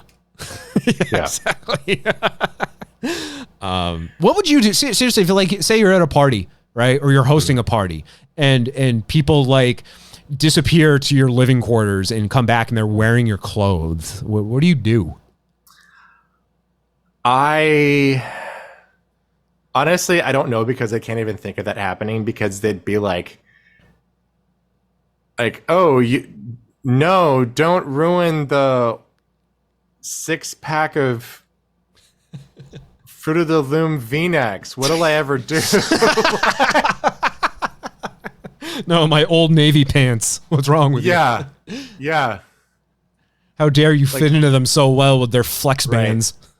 Just don't touch the LL Bean jacket. Like, that was expensive at $75. That's. See, I love my novelty T-shirts. I don't know. As long as I have a couple that are like, if I'm paying more than $30 for a T-shirt, I'm a maniac. But those are the ones I'd be like, no, put another one on. Like, I can tell you which ones. If you're going to deface any of my clothes, here's a stack. Please pick from that. Yeah. I think the only item of clothing that I have that would fit that level is freshman year of college. my boyfriend at the time took me to a Tori Amos concert, and so I have a T-shirt that never fit well from the To Venus and Back tour. Mm-hmm. And so I still have it, and I refuse to get rid of it. It never fit. It probably will never fit because I think it's a large, and I would have to at least. I currently wear a double extra large, but like I think I could even. There's no amount of weight I can lose to fit into that shirt, but I still can't get rid of it. Yeah. Like when I was KonMariing everything, I could not get rid of that. So. That would be like the one thing that I would be like, please get out of that. I have a pile of shirts in my closet that are like size medium, size large. Because there was a point in time where I could wear mediums, and now I do. I do XLs, mostly because I realized it's not girth. I mean, girth plays a big factor in it, but I'm also tall, and mediums do not look good on someone who's 6 feet tall. But I have some really nice shirts. Their size medium, including one of my absolute favorites, and I'm so mad that I don't fit into it. It's just Corey and Topanga just embracing, and that's one where I'd be like, do not touch that. Oh, do not. That one is going into that I need to put that in like an acrylic case. Yeah, exactly. But I'm also kind of a hoarder in that regard because I'm like that shirt could. I have some shirts I feel like maybe they could fetch me like small amount of money, but I don't want to get rid of them. Yeah, exactly. Yeah, the rest of it, it's like, oh, don't like I've done worse to that all blacks rugby jersey. Like you're not gonna.